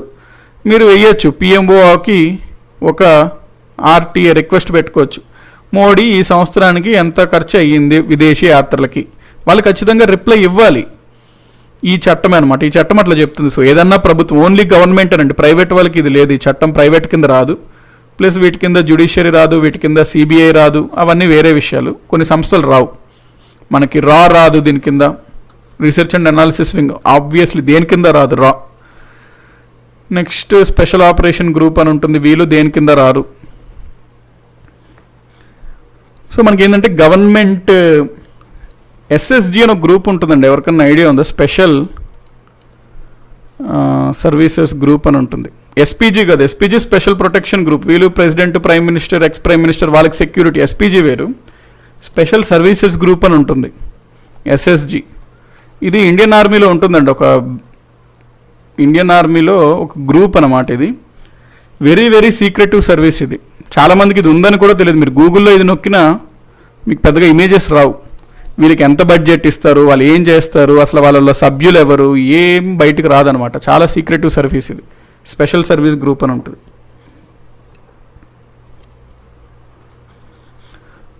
యా, ఎక్కడున్నాం మనం? ఓకే, సో అట్లా మనం సమాచారం కోరచ్చు, ఏ సమాచారం అన్నా కోరచ్చండి. మీరు ప్రభుత్వం నుంచి జనరల్ ఇన్ఫర్మేషన్ దేన్నన్నా కోరచ్చు. చాలా ఇన్స్టెన్సెస్ ఉన్నాయి. ఇది అంటే చట్టం చూడడానికి చిన్నదిలా అనిపిస్తుంది, కానీ స్కోప్ మాత్రం, పరిధి మాత్రం చాలా పెద్దది. మనకి కొన్ని డాక్యుమెంటరీస్ ఉంటాయి ఈ చట్టం పైన, అందులో చాలా బాగా చెప్తారు. ఫర్ ఎగ్జాంపుల్ ఒక అతను ఏం చెప్పాడంటే, అతను ఆఫీసో ఏదో కోచింగ్ ఇన్స్టిట్యూట్, అక్కడి నుంచి వాళ్ళ ఇంటికి రోజు బస్సులో వెళ్ళాలన్నమాట. అక్కడ బస్సు వస్తే ఒకేసారి వస్తున్నాయి, లేకపోతే అస్సలు రావట్లేదు. ఒక్కొక్క దానికి గ్యాప్ 45 minutes ఉంటుంది. వచ్చినప్పుడు ఒకేసారి వచ్చేస్తున్నాయి అంట పబ్లిక్ బస్సులు, గవర్నమెంట్ బస్సులు అన్నీ, ఇదే సిటీ బస్సులు. చాలా ఇబ్బంది అవుతుంది, 45 నిమిషాలు, గంట వెయిట్ చేయాల్సి వస్తుంది. ఇతను ఏం చేశాడు, అక్కడ ఆ డిపార్ట్మెంట్ వాళ్ళకి, minister of road and transport ఉంటుంది కదా స్టేట్లో, వాళ్ళకి ఆర్టీఏ పెట్టాడు. ఎందుకు ఇట్లా అవుతుంది, అన్నీ వస్తే ఒకేసారి ఎందుకు వస్తున్నాయి, ప్లానింగ్ లేదా, ప్రజలకు ఇంత ఇబ్బంది అవుతుంది, మరి దీన్ని పర్యవేక్షించే వాళ్ళు లేరా అని. అతను చెప్పింది ఏంటంటే, అతనికి ఆర్టీఏ రిక్వెస్ట్ వచ్చిందంట, అది సమ్ మేనేజ్మెంట్లో ప్రాబ్లం ఉండడం వల్ల అట్లా వచ్చింది, డెఫినెట్లీ రెక్టిఫై చేస్తామండి అని ఒక రిటర్న్ రిక్వెస్ట్ వచ్చిందంట, అంటే రిటర్న్ స్టేట్మెంట్ రిప్లై వచ్చింది. దాని తర్వాత చూసుకున్నట్లయితే కరెక్ట్ టైంకి వస్తున్నాయి అంటండి బస్సులు, అంటే 10 నిమిషాల గ్యాప్కి ఒక్కొక్క బస్సు రావడం, టైంకి బాగా మెయింటైన్ చేసాయంట. కాబట్టి పరిధి చాలా ఎక్కువ. ఈ చట్టాలు చూడడానికి చిన్న చట్టాల్లో అనిపిస్తాయి, కానీ అంటే లాట్ ఆఫ్ ఇంపాక్ట్ తీసుకురాగలుగుతాయి అన్నమాట ఈ చట్టాలు. Tenure 5 years or 65 years of age, which ever is earlier. వీరిని నియామకం, అపాయింట్మెంట్, సెంట్రల్ ఇన్ఫర్మేషన్ కమిషన్ యొక్క మెంబర్స్ని, చైర్మన్ని నియామకం మరియు తొలగింపు, removal.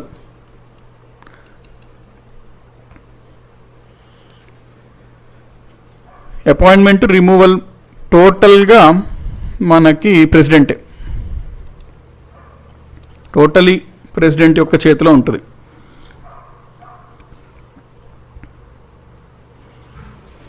Right to information, RTI abbreviation ఏంటంటే రైట్ టు ఇన్ఫర్మేషన్, సమాచార హక్కు. అయితే వీళ్ళని తొలగించాలి, రిమూవ్ చేయాలి అంటే సింపుల్గా ప్రెసిడెంట్ సైన్ పెట్టి తొలగించేయచ్చా అంటే అట్లా కాదండి. వీళ్ళని తొలగించాలంటే యూపీఎస్సి చైర్మన్ అండ్ మెంబర్స్ని ఏ విధంగా తొలగించాలో ఆ విధంగానే వీళ్ళని తొలగించవచ్చు. యూపీఎస్సి చైర్మన్ అండ్ మెంబర్స్ని, సభ్యుల్ని ఎలా తొలగించాలి? ఆల్రెడీ మనం అనుకున్నాం, సుప్రీంకోర్టు ఒక విచారణ చేయబడుతుంది, ఆ విచారణ ప్రూవ్ అయితే ప్రెసిడెంట్కి సూచిస్తుంది, ప్రెసిడెంట్ తీస్తాడు వీళ్ళని. సో ఆ పద్ధతిలో సెంట్రల్ ఇన్ఫర్మేషన్ కమిషన్ యొక్క సభ్యుల్ని, చైర్మన్ని ప్రధానమంత్రి తొలగించవచ్చును. వీళ్ళ శాలరీస్ ఎంతెంత ఉంటాయి, వీళ్ళ శాలరీ, సర్వీస్ కండిషన్స్ అవి ఎంతెంత ఉంటాయి. సిఎస్సి యొక్క శాలరీస్, వాళ్ళ సర్వీస్ కండిషన్స్ ఎంత ఉంటుంది అంటే, సిఎస్సి యొక్క చీఫ్ ఇన్ఫర్మేషన్ కమిషనర్ అనుకోండి, చైర్మన్ అనుకోండి, చీఫ్ ఎలక్షన్ కమిషనర్ యొక్క శాలరీతో ఈక్వల్ ఉంటుంది. ఇన్ఫర్మేషన్ కమిషనర్స్ అనుకోండి, ఎలక్షన్ కమిషనర్స్ యొక్క శాలరీతో ఈక్వల్గా ఉంటుంది.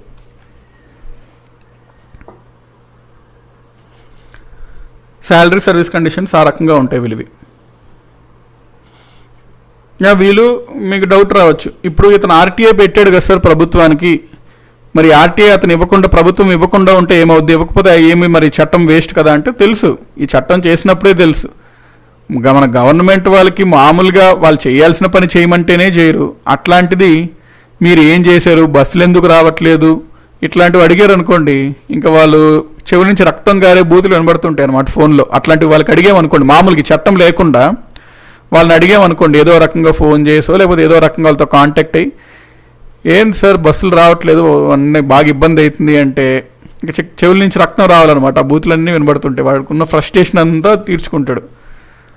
తెలుసు, ఆ చట్టం చేసినప్పుడు కూడా తెలిసి ఇట్లాంటిది అవుతుంది అని చెప్పి. అందుకని చట్టంలో ఏం చెప్పారంటే, కొంత టైం పెడతారు, ఆ టైంలో గనక వాళ్ళు ఇవ్వకపోతే రిప్లైని, ప్రతి సంస్థకి, ప్రతి ఆఫీస్కి ఒక పిఐఓ ఉంటాడు, పబ్లిక్ ఇన్ఫర్మేషన్ ఆఫీసర్. అతనికి రోజుకి 250 రూపాయలు రోజుకి ఫైన్ పడుతుంది అనమాట. ఈ గవర్నమెంట్ ఉద్యోగస్తులు దేనికన్నా భయపడరో తెలియదు, కానీ ఫైన్ అంటే మాత్రం వాళ్ళంత ఎఫిషియెంట్గా, వాళ్ళంత సమర్థవంతుడు ఇంకోటి ఉండడండి. ఫైన్ పడుతుంది అని తెలిస్తే మాత్రం చాలా గొప్పగా పనిచేస్తాడు. Fine problem. కాబట్టి ఈ పాయింట్స్ నోట్ చేసుకోండి.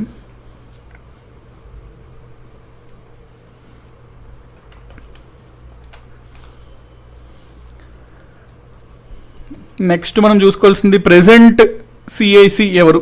మెంబర్స్ గుర్తుపెట్టుకోకర్లేదండి వాళ్ళ పేర్లు. ప్రెజెంట్ వాళ్ళని, చైర్మన్ గుర్తుపెట్టుకోండి. ప్రెజెంట్ సెంట్రల్ ఇన్ఫర్మేషన్ కమిషన్ యొక్క చైర్మన్ ఎవరు, ప్రెజెంట్ సిఐసి చైర్మన్ ఎవరు అంటే బీమల్ జుల్కా.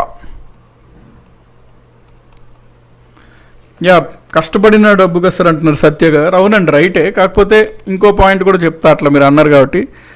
ఈ ప్రభుత్వ ఉద్యోగి 2 సందర్భాల్లో అత్యుత్సాహంగా ప్రవర్తిస్తాడండి. ప్రభుత్వ ఉద్యోగి పబ్లిక్ అడ్మినిస్ట్రేషన్లో ఉంటుంది. ప్రభుత్వ ఉద్యోగి బెస్ట్ పని ఏమైనా చేయాలి అంటే ఏం పని చేయకపోవడమే అనమాట అతనికి బెస్ట్ పని. ఏదైనా చేస్తే మళ్ళీ అనవసరమైన లొల్లంతా ఉంటుంది. అది ఎందుకు చేశారు, ఇది ఎందుకు చేశారు, కమిటీ అంటారు, ఇన్వెస్టిగేషన్ అంటారు, నోటీస్ అంటారు, మెమో అంటారు, అన్నీ ఉంటాయి. అవి ఏం పని చేయకుండా ఉంటే అదే బెస్ట్ పని అనమాట అతను చేసింది. కాకపోతే ఏం పని చేయడు, అందుకే వెళ్ళి పేపర్ చదువుకుంటూ ఉంటుంటారు, ఆఫీసుల్లో సినిమా టాపిక్స్ మాట్లాడుతూ ఉంటుంటారు అనమాట. సెక్రటేరియట్లో అట్లా చూస్తే ఇవే డిస్కషన్స్ నడుస్తుంటాయి. సెక్రటేరియట్కి వెళ్ళారు అనుకోండి, అక్కడ స్టాఫ్ని చూస్తే ఇదే డిస్కషన్స్ ఉంటాయి. ఏవో నిన్న సమోసా ట్రై చేశాను కానీ ఏందో నా సరిగ్గా రాలేదు, అదేదో చూడాలి, ఏవో 2-3 ఛానల్స్ చూసి చేశాను అని ఒక ఆవిడ చెప్తుంది. ఆ పక్కనున్న ఇంకొక అతను చెప్తాడు, మా ఆవిడైతే సమోసాలు ఎరగదీస్తుంది, అసలు సమోసా సెంటరే ఓపెన్ చేద్దాం అనుకున్నాను నేను పెళ్ళైన కొత్తలో ఆవిడతోని అన్నట్టు ఇతనేదో అంటాడు. మనం ఏదో పని కోసం వెళ్ళామనుకోండి, ఆపబోయే ఎందుకంటే ఇంపార్టెంట్ డిస్కషన్లో మేము ఉంటే ఏంటి నీ పని చేస్తాం కూర్చో అన్నట్టు అంటుంటారు అనమాట. అయితే ఈ గవర్నమెంట్ ఉద్యోగి చాలా బాగా అంటే చాలా ప్యాషన్తో ఎప్పుడు పనిచేస్తాడంటే 2 సందర్భాల్లో పనిచేస్తాడు. ఒకటి, అతను ఆ పని చేయకపోతే అతని పైన ఫైన్ పడుతుంది అన్నప్పుడు. 2, అతనికి ఏదైనా అధికారం ఇచ్చి ఫైన్ విధించండి, పలానా వ్యక్తి పలానాది ఏదో చేయకపోతే ఫైన్ విధించండి అని అతనికి అధికారం ఇచ్చామనుకోండి, అప్పుడు మనలో ఎక్కడ లేని ఒక సైంటిస్ట్ వస్తాడనమాట. ఈ ప్రభుత్వ ఉద్యోగిలో వచ్చి ఇంకా ఎప్పుడు తెల్లారుతుందా, ఎప్పుడు డ్యూటీకి వెళ్తానా అని ఎదురు చూస్తూ ఉంటాడు. పడుకోడు రాత్రంతా. రేపు పొద్దున్నే డ్యూటీకి వెళ్ళాలి, డ్యూటీకి వెళ్ళి ఫస్ట్నే నేను ఫైన్ కలెక్ట్ చేయాలి, అందులో మెల్లిగా తెలియకుండా ఇట్లా నొక్కేయాలి, ఈ చిట్టీలు ఇవ్వద్దు, అంటే ఇట్లా బిల్లు లాంటిది ఏమి ఇవ్వద్దు, ఆ స్లిప్ ఇవ్వద్దు, రకరకాల ప్లాన్లు వేసుకుంటాడు పాపం. నైట్ అంతా ప్లాన్లు వేస్తాడు. సో 2 సందర్భాల్లో అతను ఉంటుంటుంది.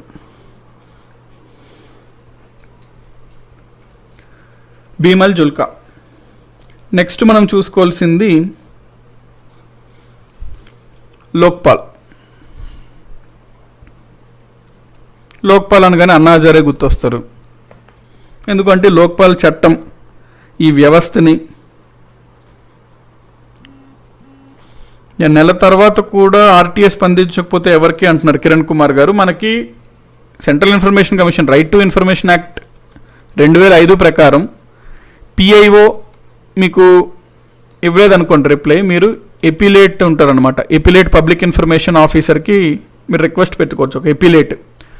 దాని తర్వాత ఇతనికి రిప్లై ఇవ్వకపోతే ఇంకొక 2-3 స్టేజ్లు ఉంటాయి. అప్పటికి ఇవ్వకపోతే మీరు డైరెక్ట్గా రాష్ట్రంలో కూడా స్టేట్ ఇన్ఫర్మేషన్ కమిషన్ ఉంటుందండి. సో కేంద్రంలో ఏ విధంగా అయితే సెంట్రల్ ఇన్ఫర్మేషన్ కమిషన్ ఉందో, రాష్ట్రంలో స్టేట్ ఇన్ఫర్మేషన్ కమిషన్ ఉంది. వాళ్ళ దగ్గరికి అప్రోచ్ అవ్వచ్చు. వాళ్ళ దగ్గర మీకు ఏం సాటిస్ఫాక్షన్ రాకపోతే సిఐసి దగ్గరికి వెళ్ళొచ్చు మీరు. సో అది మనకి డిపార్ట్మెంటల్ హైరార్కీ లాగా ఉంటుంటుంది. Hierarchy appellate public information officer అట్లా హైరార్కీ ఉంటుంది. హైరార్కీ ప్రకారం మనం అపీల్ చేసుకోవచ్చు. లోక్పాల్. లోక్పాల్ అంటే సెంటర్, లోకాయుక్త అంటే స్టేట్. ఈ లోక్పాల్ అసలు మొట్టమొదటిగా ఈ వ్యవస్థను ఏర్పాటు చేయండి అని సూచించింది. అంటే ఇట్లాంటి వ్యవస్థ ఈ సింపుల్ అండి. లోక్పాల్ అంటే ఏం లేదు, కేంద్ర ప్రభుత్వం ఉందా, సెంట్రల్ గవర్నమెంట్ యొక్క అధికారులు అంటే ఎంప్లాయీస్ ప్లస్ పొలిటికల్ పార్టీస్, రాజకీయ పార్టీలు, వీళ్ళిద్దరి పైన అవినీతి ఏమైనా ఆరోపణలు ఉంటే అవి పరిశీలించడం కోసం పెట్టిన సంస్థనే లోక్పాల్ అనమాట. అయితే ఈ పొలిటికల్ పార్టీస్ని కలపాలా వద్దా, దీంట్లో జ్యుడిషియరీని కూడా, అంటే కొన్ని దగ్గరలో జ్యుడిషియరీ కూడా ఉంటుంది, కొన్ని దేశాల్లో లోక్పాల్ పరిధిలో జ్యుడిషియరీని కూడా ఉంటుంది. అయితే మన దేశంలో ఏంటంటే లోక్పాల్ ఎప్పటి నుంచో పెట్టాలని ఉంది, కానీ పొలిటికల్ పార్టీస్ పెట్టద్దు అంటారు, లేకపోతే జ్యుడిషియరీని పెట్టద్దు అంటారు. అట్లా ఈ యొక్క డిఫరెన్సెస్ వల్ల అది పోస్ట్పోన్ అవుతూ వచ్చింది. మొట్టమొదటిసారిగా మనకు అసలు 1959లో సిడి దేశ్ముఖ్ అనే అతను ఈ లోక్పాల్ వ్యవస్థను పెట్టండి అయ్యా అని చెప్పన్నాడు. అంటే లోక్పాల్ అనే పదం వాడలేదు, బట్ ఇటువంటి వ్యవస్థను పెట్టండి అన్నాడు. అసలు ఫస్ట్ టైం మనకి ఈ లోక్పాల్ అనే పేరు పెట్టింది ఎవరు అంటే ఎల్ఎం సింఘ్వి కమిటీ ఉంది కదా 1963. ఈ ఎల్ఎం సింఘ్వి కమిటీ 1963 ఈ లోక్పాల్ అనే పేరు పెట్టడం జరిగిందనమాట ఇటువంటి వ్యవస్థని. అదేవిధంగా మనకి మొదటి పరిపాలన సంస్కరణల సంఘం ఫస్ట్ ఏఆర్సీ ఉంది మొరార్జీ దేశాయ్ క్రింద. ఈ ఫస్ట్ ఏఆర్సీ సూచించింది లోక్పాల్ ఖచ్చితంగా పెట్టండి అని చెప్పి, ఒక ఆంబుడ్స్మన్ లాంటి వ్యవస్థని పెట్టండి, ఎందుకంటే అవినీతి బాగా పెరిగిపోతుంది అని చెప్పి చెప్పడం జరిగింది. అయితే మనకి అప్పుడులో 2 రకాల లోక్పాల్ బాగా ఫేమస్ అన్నమాట ప్రపంచంలో. ఒకటి ఏంది అంటే స్వీడన్లో ఉన్న లోక్పాల్ వ్యవస్థ, 2 న్యూజిలాండ్లో ఉన్న లోక్పాల్ వ్యవస్థ బాగా ఫేమస్. ఈ రెండింటి మధ్యన ఫండమెంటల్ డిఫరెన్స్ ఏంటి అంటే స్వీడన్లో అయితే లోక్పాల్లో జ్యుడిషియరీ కూడా లోక్పాల్ క్రిందనే వస్తుంది, న్యాయ వ్యవస్థ కూడా మనకి లోక్పాల్ కిందే వస్తుంది. వేరే న్యూజిలాండ్లో చూసుకున్నట్లయితే న్యాయ వ్యవస్థ జ్యుడిషియరీ అనేది లోక్పాల్ కిందకి రాదనమాట. మనం స్వీడన్ తరహాలో చూసుకుందామా, న్యూజిలాండ్ తరహాలో చూసుకుందామా అని ఆలోచించి జ్యుడిషియరీ మరి ఆబ్వియస్లీ ఒప్పుకోదు కదా, చట్టం కొట్టేస్తుంది చేసిన, అందుకని న్యూజిలాండ్ వ్యవస్థని తీసుకున్నాం. జ్యుడిషియరీ అనేది లోక్పాల్లో మనకి కింద రాదనమాట. 1968లో అయితే ఫస్ట్ టైం లోక్పాల్ బిల్ని మనం ప్రవేశపెట్టాము, క్యాన్సిల్ అయింది, మళ్ళీ పెట్టాం, మళ్ళీ క్యాన్సిల్, మళ్ళీ క్యాన్సిల్, మళ్ళీ క్యాన్సిల్, మళ్ళీ క్యాన్సిల్. 1968 నుంచి ఆ ప్రాసెస్ జరుగుతూనే ఉంది. 2011 వరకు దాదాపుగా 10 సార్లు క్యాన్సిల్ అయిందనమాట. 10 టైమ్స్ క్యాన్సిల్ అవుతూ వస్తుంది. ఏదో పాయింట్ రాజకీయ పార్టీలు వాళ్ళ మీద వాళ్ళే ఎందుకు చేసుకుంటారండి, ఇది చేయరు ఇట్లాంటివి. ఇంక ఈ అన్నా హజారే, ఈ బ్యాచ్ అరవింద్ కేజ్రీవాల్, కిరణ్ బేడి ఇట్లాంటి కాస్త బ్యాచ్ ఎవరైతే ఉన్నారో, ప్రశాంత్ భూషణ్, వాళ్ళందరూ కలిసి ఇంకా ఉద్యమం పెద్ద ఎత్తున చేయాలి అని చెప్పి మన రామ్లీలా మైదాన్ సెలెక్ట్ చేసుకున్నారు. ఢిల్లీలో పెద్ద ఉద్యమం చేశారు 2011లో. దెబ్బకి తలొంచి ప్రభుత్వము లోక్పాల్ అండ్ లోకాయుక్త చట్టం 2013ని చేసింది.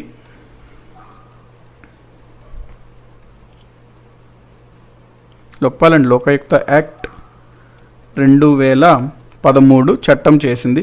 ఆ చట్టం ప్రకారం లోక్పాల్ని లోకాయుక్తాన్ని ఏర్పాటు చేసింది. ఇప్పుడు లోక్పాల్లో సభ్యుల గురించి మనం మాట్లాడుకున్నట్టయితే లోక్పాల్లో ఒక చైర్మన్ ఉంటారు. లోక్పాల్లో 8 మంది సభ్యులు ఉంటారు. చైర్మన్ మరియు 8 మెంబర్స్, 8 మంది సభ్యులు ఉంటారు. ఈ చైర్మన్ ఎవరైనా ఉండొచ్చా అంటే లేదు, దానికి రూల్స్ ఉన్నాయి. Chief justice of India serving అంటే ఇప్పుడు ప్రస్తుతం ఉన్నవతనైనా వ్యవహరించవచ్చు, లేదా సిజేఐ రిటైర్డ్ అయినా ఉండొచ్చు, ఆర్ అర్హత ఇప్పుడు సుప్రీంకోర్టు యొక్క జడ్జిగా నియమించబడే అర్హతలు ఉన్న వ్యక్తినన్నా పెట్టచ్చు చైర్మన్కి. సభ్యులు మొత్తం 8 మంది. 8 మందిలో సగం మంది అంటే 4 ఈ న్యాయ వ్యవహారాల్లో నిపుణులై ఉండాలండి, అంటే లీగల్ ఎక్స్పర్ట్స్ ఉండాలి. ఇంకొక 4 ఎస్సీ, ఎస్టీ, బీసీ, ఉమెన్ సంబంధించిన వాళ్ళు. ఒక ఎస్సీ ఉండాలి, ఒక ఎస్టీ ఉండాలి, ఒక బీసీ ఉండాలి, ఒక ఉమెన్ ఉండాలి. ఈ రకంగా ఇంకో 4 ఉండాలి. ఆబ్వియస్లీ వీళ్ళకి కూడా పబ్లిక్ అఫైర్స్లో మంచి నాలెడ్జ్ ఉండి ఈ యొక్క అంశాల్లో కొంచెం ఎక్స్పర్టైజ్ ఉండాలన్నమాట. ఇది సభ్యుల కాలం. వీళ్ళ పదవీ కాలం చూసుకున్నట్లయితే 5 సంవత్సరాలు ఆర్ 70 years ఆఫ్ ఏజ్, ఏది ముందైతే అది. 5 years or 70 years of age, whichever is earlier, is the time, is a tenure for the chairman of members of Lokpal. లోక్పాల్ని ప్రభుత్వం చట్టమైతే చేసింది కానీ అస్సలు దాన్ని పక్కన పెట్టడం జరిగిందండి. ఎందుకంటే లోక్పాల్ చట్టం చేసినప్పటికీ 2013లో వచ్చినప్పటికీ కూడా దాదాపుగా 2014లో అంటే అమల్లోకి వచ్చింది. ఆ 2014లో ఏర్పడిన ఈ లోక్పాల్ చట్టానికి 2019 వరకు ఏ చైర్మన్ని నియమించలేదు. చైర్మన్ కానీ సభ్యులను కానీ నియమించలేదు. అంటే చూడండి ఎంత ప్రభుత్వం నిర్లక్ష్యంగా వ్యవహరించింది లోక్పాల్ ప్రకారం. లోక్పాల్ మీద ఎంత వివక్షత అంటే ఎటువంటి చైర్మన్ పట్టించుకోలే, అంతే సింపుల్గా.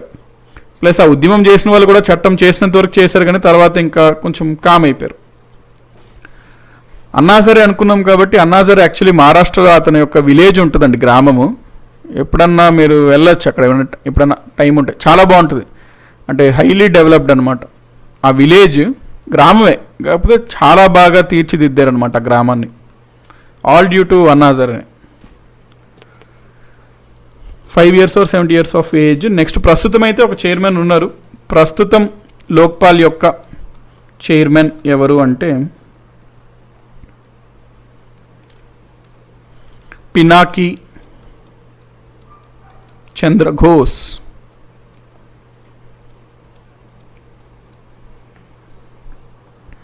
పినాకి చంద్ర ఘోష్. ఈ చైర్మన్ సభ్యుల్ని ఎవరు నియమిస్తారు అంటే ప్రెసిడెంట్ నియమిస్తాడండి. ప్రెసిడెంట్ ఎవరిని పడతాలని నియమించవచ్చు అంటే లేదు, దీనికి కూడా ఒక రికమెండేషన్ కమిటీ ఉంటుంది. ఆ రికమెండేషన్ కమిటీలో ఎవరు పడతాలు ఉండొచ్చు అంటే లేదు, దాంట్లో కూడా ఫిక్స్డ్గా వీళ్ళు మాత్రమే ఉంటారు అని ఉంటుంది. మరి ఎవరు ఉంటారు అంటే ఆబ్వియస్లీ అన్నిటికీ పిఎం ఉంటాడు చైర్మన్గా ఆ రికమెండేషన్ కమిటీకి. ఇంకా లోక్సభ స్పీకరు, లోక్సభ యొక్క అపోజిషన్ లీడరు, లేదా ఒక చీఫ్ జస్టిస్ ఆఫ్ ఇండియా ఉంటారు అతను, లేదా అతను ఎవరినైనా నామినేట్ చేసిన ఇంకో జడ్జి, ఒక న్యాయ నిపుణుడు లీగల్ ఎక్స్పర్ట్ ఒక అతను ఉంటాడు. ఈ లీగల్ ఎక్స్పర్ట్ని ప్రెసిడెంట్ రాష్ట్రపతి నియమిస్తాడు. వీళ్ళు 5 కలిసి పేర్లు సూచిస్తారు. రాష్ట్రపతి వాళ్ళని ఈ యొక్క లోక్పాల్ సభ్యులుగా నియమిస్తారు.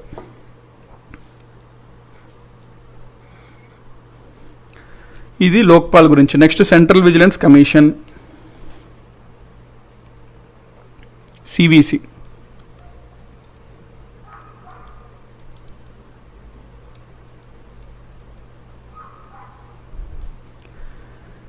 సెంట్రల్ విజిలెన్స్ కమిషన్ అనేది మనకి 1964లో ఎగ్జిక్యూటివ్ రెజల్యూషన్ ద్వారా ఏర్పడిందండి. మనం ఫస్ట్లో అనుకున్నాం కదా, ఎగ్జిక్యూటివ్ రెజల్యూషన్ ద్వారా కొన్ని సంస్థలను ఏర్పాటు చేస్తారు అని చెప్పి. ఇది ఆ ఎగ్జిక్యూటివ్ రెజల్యూషన్ ద్వారానే ఏర్పడింది సివిసి. ఒక కమిటీ, సంతానం కమిటీ ఉంటుంది. ఆ సంతానం కమిటీ సూచన చేసిన ప్రకారం ఈ సెంట్రల్ విజిలెన్స్ కమిషన్ ఏర్పాటు చేశాం. సంతానం కమిటీ 1962 to 64 ఈ కమిటీ అధ్యయనం చేసి రిపోర్ట్ ఇచ్చింది. ఆ కమిటీ ప్రకారం మనం దీన్ని ఏర్పాటు చేసాం. కాకపోతే 2003లో సెంట్రల్ విజిలెన్స్ కమిషన్కి అధికారాలు పెంచాలి అని చెప్పి మనము దానికి చట్టబద్ధత కల్పించామన్నమాట. అంటే 2003 నుంచి అదొక స్టాట్యూటరీ బాడీ. సెంట్రల్ విజిలెన్స్ కమిషన్లో కూడా చైర్మన్ ఉంటారు, ప్లస్ 2 సభ్యులు ఉంటారు. చైర్మన్ ప్లస్ మనకి next chairman plus 2 members. Chairman plus 2 members ఉంటారు. చైర్మన్ వచ్చేసరికి మెంబర్స్ వచ్చేసరికి ఈ 3 మెంబర్స్ ఎవరన్నా నియమించవచ్చామంటే ఎవరు పడితే వాళ్ళని నియమించడానికి ఉంటుంది. ఇందులో కూడా ఒక రికమెండేషన్ కమిటీ ఉంటుంది.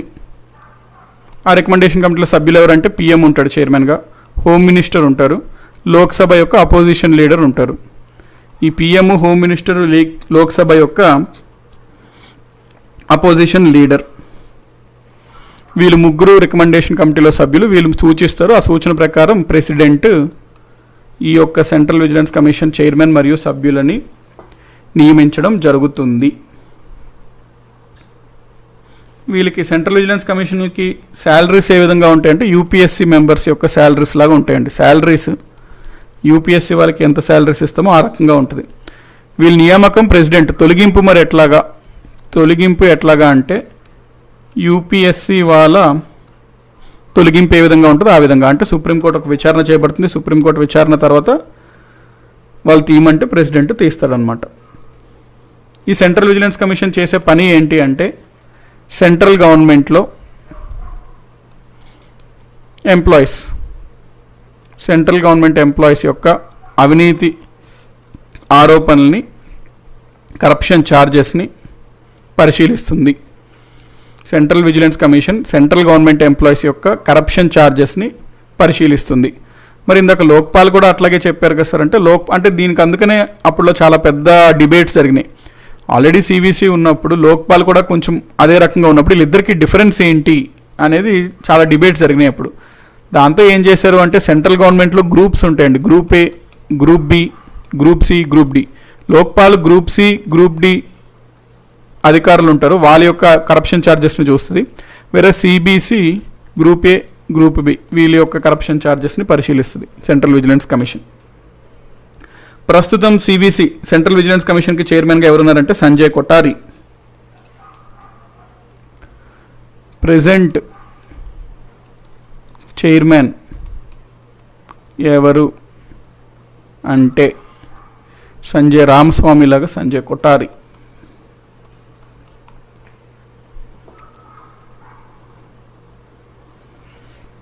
Sanjay Kothari.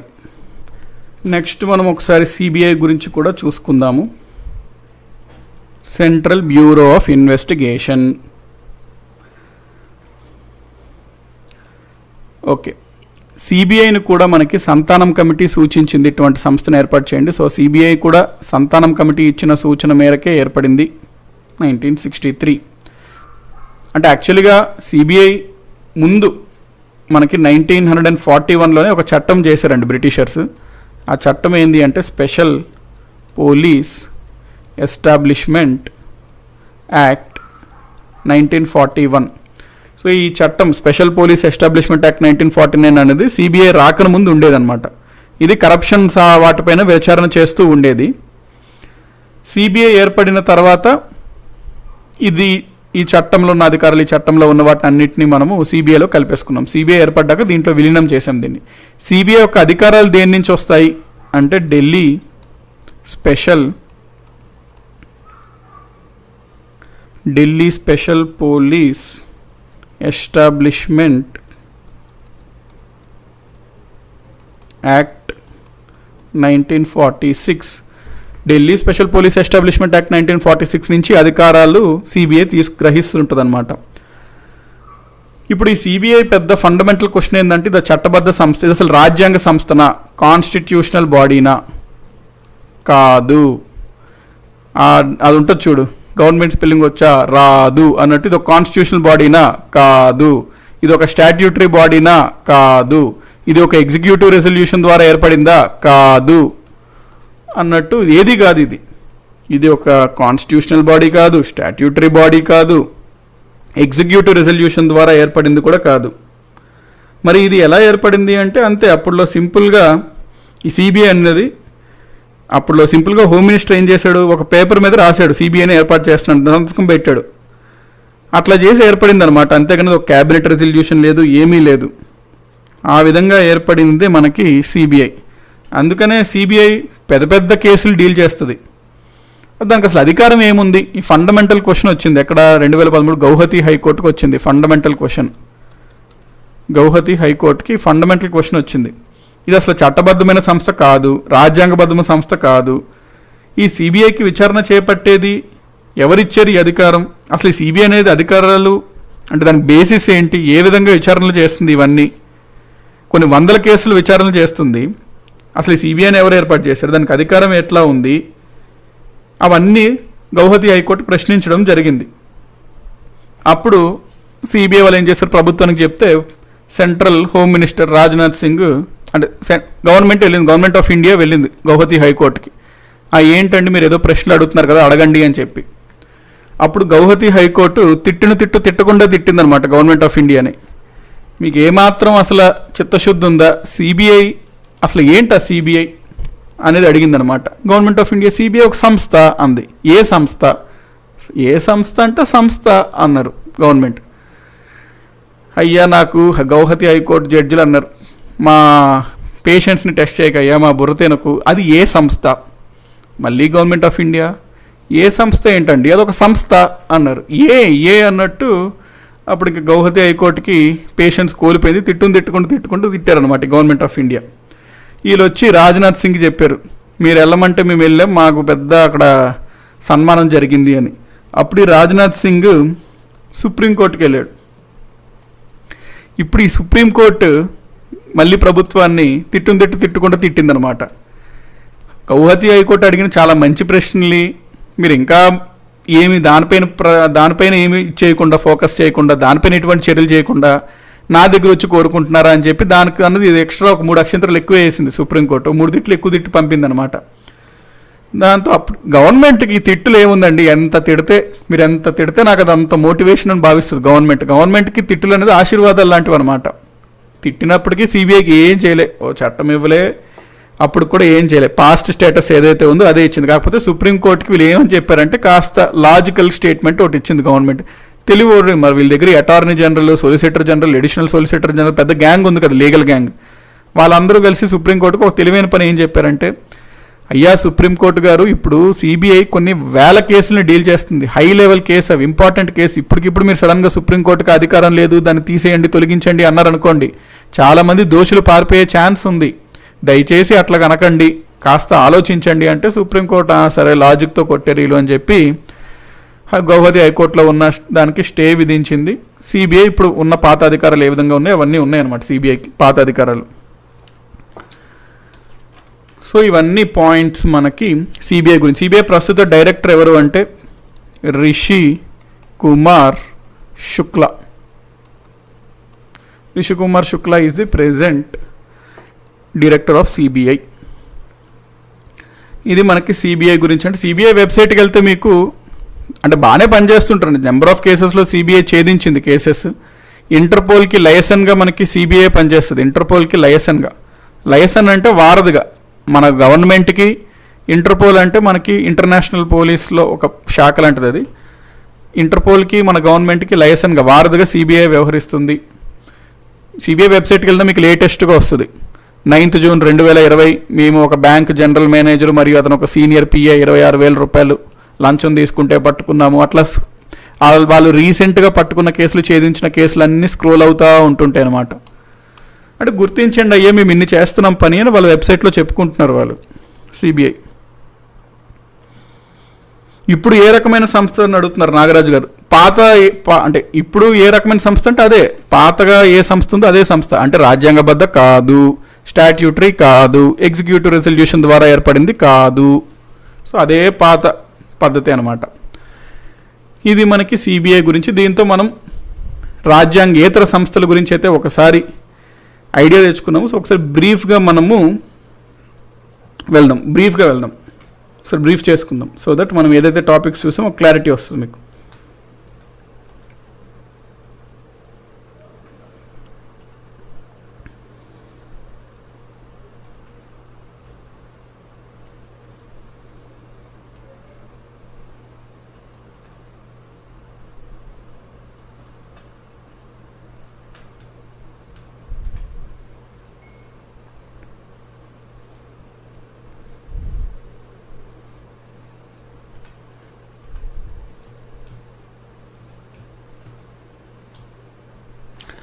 Okay, non constitutional బాడీస్లో మనం మొత్తం 10 అనుకున్నాం. Women, minorities, human rights, state human rights, central information, state information, Lokpal, Lokayukta, CVC, CBI. First women. మనకి చట్టబద్ధత సంస్థ ఇది. 1990లో చట్టం చేసాం, national commission for women act. ఆ చట్టం ప్రకారం ఏర్పడింది ఈ సంస్థ. ఈ సంస్థ అమల్లోకి జనవరి 31, 1992న వచ్చింది. సంస్థలో సభ్యులు ఒక చైర్మన్, 5 సభ్యులు, ఒక సెక్రటరీ, కార్యదర్శి ఉంటారు. చైర్మన్ ఉమెన్ అవుతారు ఆబ్వియస్లీ, మెంబర్స్ కూడా ఉమెన్ అవుతారు ఆబ్వియస్లీ. కాకపోతే ఆ మెంబర్స్లో ఒక ఎస్సీ, ఒక ఎస్టీ ఉండాలి ఖచ్చితంగా. వీళ్ళ యొక్క పదవీ కాలం 3 సంవత్సరాలు. రిటైర్ అయ్యాక మళ్ళీ తిరిగి వీళ్ళు ఈ పదవిలో చేరొచ్చు. ప్రెసిడెంట్ ఎవరు చైర్మన్ అంటే రేఖా శర్మ. ప్రతి నెల నేషనల్ కమిషన్ ఫర్ ఉమెన్ రాష్ట్ర మహిళ పేరుతో ఒక న్యూస్ లెటర్ని పబ్లిష్ చేస్తుంది. Minorities commission. మతపరమైన మైనారిటీలు చూసుకుంటే హిందూ కాకుండా వేరే అన్ని మతాలు మతపరమైన మైనారిటీల కింద వస్తారు. వాళ్ళ కోసం ఏర్పడిన సంస్థే మైనారిటీస్ కమిషన్. అయితే 1978లో మైనారిటీస్ కమిషన్ అనే ఒక కమిషన్ ఏర్పాటు చేశాము రెజల్యూషన్ ద్వారా, ఎగ్జిక్యూటివ్ రెజల్యూషన్ ద్వారా. దానికి చట్టబద్ధత 92లో కల్పించాం, national commission for minorities act 92. ఆ చట్టం ప్రకారంగా దీన్ని చట్టబద్ధ సంస్థ, స్టాట్యూటరీ బాడీగా పెట్టాము. అది అమల్లోకి 1993 అక్టోబర్ 23 నుంచి వచ్చింది ఆ సంస్థ. ఈ national commission for women statutory body కింద వస్తుంది. దీంట్లో సభ్యులు 1 చైర్మన్, 1 వైస్ చైర్మన్, 6 మెంబర్స్ ఉంటారు. అందరూ మైనారిటీస్ అయి ఉండాలి. Appointment government of India, removal government of India. ప్రస్తుతం చైర్మన్ ఎవరు లేరు, వేకెంట్గా ఉంది. వైస్ చైర్మన్ ఏమో Manjit Singh Rai. Human rights commission, NHRC, protection of human rights act 1993 ద్వారా ఏర్పడింది. అక్టోబర్ 12, 1993 నుంచి అమల్లోకి ఉంది. ఒక చైర్మన్, 4 మెంబర్స్ ఉంటారు సభ్యులు. Chairman compulsory retired CJI, chief justice of India అయి ఉండాలి. 4 మెంబర్స్లో ఒక అతను సిట్టింగ్, అంటే ఇప్పుడు ఆల్రెడీ పనిచేస్తున్నా లేకపోతే రిటైర్ అయినటువంటి సుప్రీంకోర్టు జడ్జి ఉండాలి ఒక అతను. Second sitting or retired high court chief justice, judge ఇక్కడ చీఫ్ జస్టిస్ అయి ఉండాలి, హైకోర్టు చీఫ్ జస్టిస్. ఇంకా 2 సభ్యులు ఏంటంటే హ్యూమన్ రైట్స్ పైన మంచి అనుభవం, జ్ఞానం ఉన్న వాళ్ళు ఉండాలి. వీళ్ళ యొక్క పదవీ కాలం 5 years or 70 years, whichever is earlier. Ex officio members ఎవరెవరు ఉంటారంటే నేషనల్ కమిషన్ ఫర్ ఎస్సీ నుంచి, ఎస్టీ నుంచి, మైనారిటీస్ నుంచి, ఉమెన్ నుంచి ఇంకొక 4 ఎక్స్ అఫీషియో మెంబర్స్ ఉంటారు. ప్రెసిడెంట్ నియమిస్తాడు. ప్రెసిడెంట్ ఎవరు పడితే వాళ్ళు నియమించడు. రికమెండేషన్స్ కమిటీ ఇచ్చిన వాళ్ళని నియమిస్తాడు. రికమెండేషన్స్ కమిటీలో ఎవరు ఉంటారు? PM, Lok Sabha speaker, Lok Sabha opposition party leader, Rajya Sabha deputy chairman, Rajya Sabha opposition party leader. President NHRC chairman H L Dattu. NHRC chairman ఎక్కువ కాలం పనిచేసిన అతను కేజీ బాలకృష్ణన్. ఎన్హెచ్ఆర్సీని వాచ్ డాగ్ ఆఫ్ హ్యూమన్ రైట్స్గా మనం చెప్పుకుంటాము. సమ్వన్ అప్పుడు క్వశ్చన్ అడిగారు, ఆర్టికల్ 340, 338B, అది మనం ఇక్కడ క్లారిఫై చేసుకున్నాం. స్టేట్ హ్యూమన్ రైట్స్ కమిషన్, అదే చట్టం 1993 చట్టం ప్రకారం ఏర్పడింది కాబట్టి ఇది కూడా చట్టబద్ధమైన సంస్థ. ఒక చైర్పర్సన్, 2 మెంబర్స్ ఉంటారు. చైర్పర్సన్ ఖచ్చితంగా retired chief justice of high court ఉండాలి. 2 సభ్యుల్లో మనకి ఏంది అంటే వాళ్ళు retired or sitting judge of high court అన్నా ఉండాలి, లేకపోతే డీజేగా డిస్ట్రిక్ట్ జడ్జిగా 7 years పనిచేసిన అతనన్నా ఉండాలి. గవర్నర్ నియమిస్తాడు. గవర్నర్కి సూచించడానికి ఒక రికమెండేషన్ కమిటీ ఉంటుంది. CM, speaker, state home minister, opposition assembly leader వీళ్ళు రికమెండ్ చేస్తారు, వాళ్ళని నియమిస్తాడు. 5 years or 70 years, ఏది ముందైతే అది. వీళ్ళు రిటైర్ అయ్యాక పబ్లిక్ ఎంప్లాయ్మెంట్లో వెళ్ళడానికి ఉండదు. సెంట్రల్ ఇన్ఫర్మేషన్ కమిషన్ ఒక statutory body, right to information act 2005 ద్వారా ఏర్పడింది. అక్టోబర్ 12, 2005 నుంచి అమల్లోకి వచ్చింది. ఒక చైర్మన్, 10 మెంబర్స్ ఉంటారు. ప్రెసిడెంట్ నియమిస్తాడు. Recommendation committee PM, Lok Sabha opposition leader, union cabinet minister, ఏదో ఒక మినిస్టర్ ఎవరు ఉండాలి అనేది మళ్ళీ పిఎం డిసైడ్ చేస్తాడు ఇతన్ని. టెన్యూర్ 5 years, 65 ఏది ముందైతే అది. అపాయింట్మెంట్ ప్రెసిడెంట్, రిమూవల్ ఏమో యూపీఎస్సీ చైర్మన్ అండ్ మెంబర్స్ని తొలగించే పద్ధతిలో తొలగించాలి. అంటే సుప్రీంకోర్టు విచారణ చేపట్టిన తర్వాత తీయమంటే ప్రెసిడెంట్కి సూచన చేస్తే ప్రెసిడెంట్ తీస్తాడు. వీళ్ళకి శాలరీస్ ఏమో చీఫ్ ఎలక్షన్ కమిషనర్, ఎలక్షన్ కమిషనర్స్లా ఉంటుంది. ప్రెసిడెంట్ సిఎస్సి చైర్మన్ ఎవరు అంటే బీమల్ జుల్కా. లోక్పాల్ ఏమో central government employees, judiciary, political parties. జనరల్గా ప్రపంచంలో ఈ 3 ఉంటాయి. అయితే ఒక్కొక్క దేశం ఒక్కొక్కలా తీసుకుంటుంది. మనమేమో సెంట్రల్ గవర్నమెంట్ ఎంప్లాయీస్, అది గ్రూప్ సి, గ్రూప్ డి కోసం లోక్పాల్ని పెట్టుకున్నాం. 1959లో C D Deshmukh first time recommend చేశారు ఇటువంటి సంస్థని. ఎల్ఎం సింఘ్వి కమిటీ దీనికి లోక్పాల్ అని పెట్టారు. లోక్పాల్ అంటే అర్థం ఏంటి? లోక్ అంటే జనాలు, పాల్ అంటే స్నేహితుడు, జనాల యొక్క స్నేహితుడు అని చెప్పి, ఫ్రెండ్ ఆఫ్ పీపుల్. స్వీడన్లో జ్యుడిషియరీ కూడా ఇంక్లూడ్ అయి ఉంటుంది, కానీ న్యూజిలాండ్లో జ్యుడిషియరీ బయట పెట్టారు. మనం జ్యుడిషియరీ వ్యవస్థ లోక్పాల్ని తీసుకున్నాము. చట్టం చేసాం 2013లో. చాలాసార్లు 68 నుంచి దాదాపుగా 10 సార్లు ప్రవేశపెట్టాం బిల్లు పార్లమెంట్లో, ఎప్పుడూ క్యాన్సిల్ అవ్వలేదు. దాదాపుగా 2011లో చాలా పెద్ద ఉద్యమం తర్వాత 2013 ఆఖరికి లోక్పాల్ లోకయుక్త చట్టం అయితే అమల్లోకి వచ్చింది. లోక్పాల్లో సభ్యులు, చైర్మన్ ఒక వ్యక్తి, 8 మంది సభ్యులు ఉంటారు. చైర్మన్ ఖచ్చితంగా chief justice of India sitting అన్నా, రిటైర్డ్ అన్నా, లేకపోతే సుప్రీంకోర్టు జడ్జి అన్నా అయి ఉండాలి. మెంబర్స్ 8 మందిలో 4 లీగల్ బ్యాక్గ్రౌండ్ ఉండాలి, 4 ఎస్సీ, ఎస్టీ, బీసీ, ఉమెన్ రిప్రజెంటేటివ్స్గా ఉండాలి. 5 years or 70 years of age వీళ్ళు పదవీ కాలం. ప్రస్తుత చైర్మన్ పినాకి చంద్ర ఘోష్. ప్రెసిడెంట్ నియమిస్తాడు. ప్రెసిడెంట్ నియమించడానికి ఉన్న రికమెండేషన్ కమిటీ ఏంటి అంటే పిఎం చైర్మన్గా ఉంటారు. Lok Sabha speaker, Lok Sabha opposition leader, CJ లేకపోతే ఎవరో ఒక judge of supreme court. Legal expert. ఈ లీగల్ ఎక్స్పర్ట్ని మళ్ళీ ప్రెసిడెంట్ నియమిస్తాడు. ఎవరిని అంటే ప్రెసిడెంట్ నియమిస్తాడు, అపాయింట్ చేస్తాడు ఒక లీగల్ ఎక్స్పర్ట్ని. సెంట్రల్ విజిలెన్స్ కమిషన్ సివిసి 1964 ఒక ఎగ్జిక్యూటివ్ రెజల్యూషన్ ద్వారా సంతానం కమిటీ ద్వారా ఏర్పడింది. 2003లో దానికి చట్టబద్ధత వచ్చింది. సభ్యులు 1 చైర్మన్ ప్లస్ 2 మెంబర్స్. ప్రెసిడెంట్ నియమిస్తాడు. తొలగింపు ఏమో యూపీఎస్సీ మెంబర్స్ లాగా తొలగింపు ఉంటుంది. ప్రెసిడెంట్ నియమిస్తాడు అంటే రికమెండేషన్ కమిటీ ఉంటుంది. దీనికి కూడా PM, home minister, Lok Sabha opposition leader. Central government employees corruption ఛార్జెస్ని డీల్ చేస్తుంది. ప్రెసిడెంట్ సివిసి ఎవరు అంటే సంజయ్ కొఠారి. CBI Santhanam committee 1963. ఇది యాక్చువల్గా స్పెషల్ పోలీస్ ఎస్టాబ్లిష్మెంట్ యాక్ట్ 41 ఉండేది. మనకి దాన్ని 1964లో సిబిఐలో కలిపేసుకున్నారు, దాన్ని విలీనం చేశారు. దీనికి అధికారాలు, ఈ చట్టం నుంచి అధికారాలు వస్తాయి సిబిఐకి. Delhi special police establishment act 1946. ఇది కాన్స్టిట్యూషన్ కాదు, స్టాట్యూటరీ కాదు, ఎగ్జిక్యూటివ్ రెజల్యూషన్ కాదు. గౌహతి హైకోర్టు, సుప్రీంకోర్టు అది చూసాం. ప్రెజెంట్ చైర్మన్ ఆఫ్ డైరెక్టర్, సిబిఐకి డైరెక్టర్ అంటాం. సిబిఐ డైరెక్టర్ ఎవరు అంటే రిషి కుమార్ శుక్లా. దీంతో మన పాలిటీ అయితే కంప్లీట్గా ఒక కొలుక్కి వచ్చిందండి. సో ఇవి మన ఎంటైర్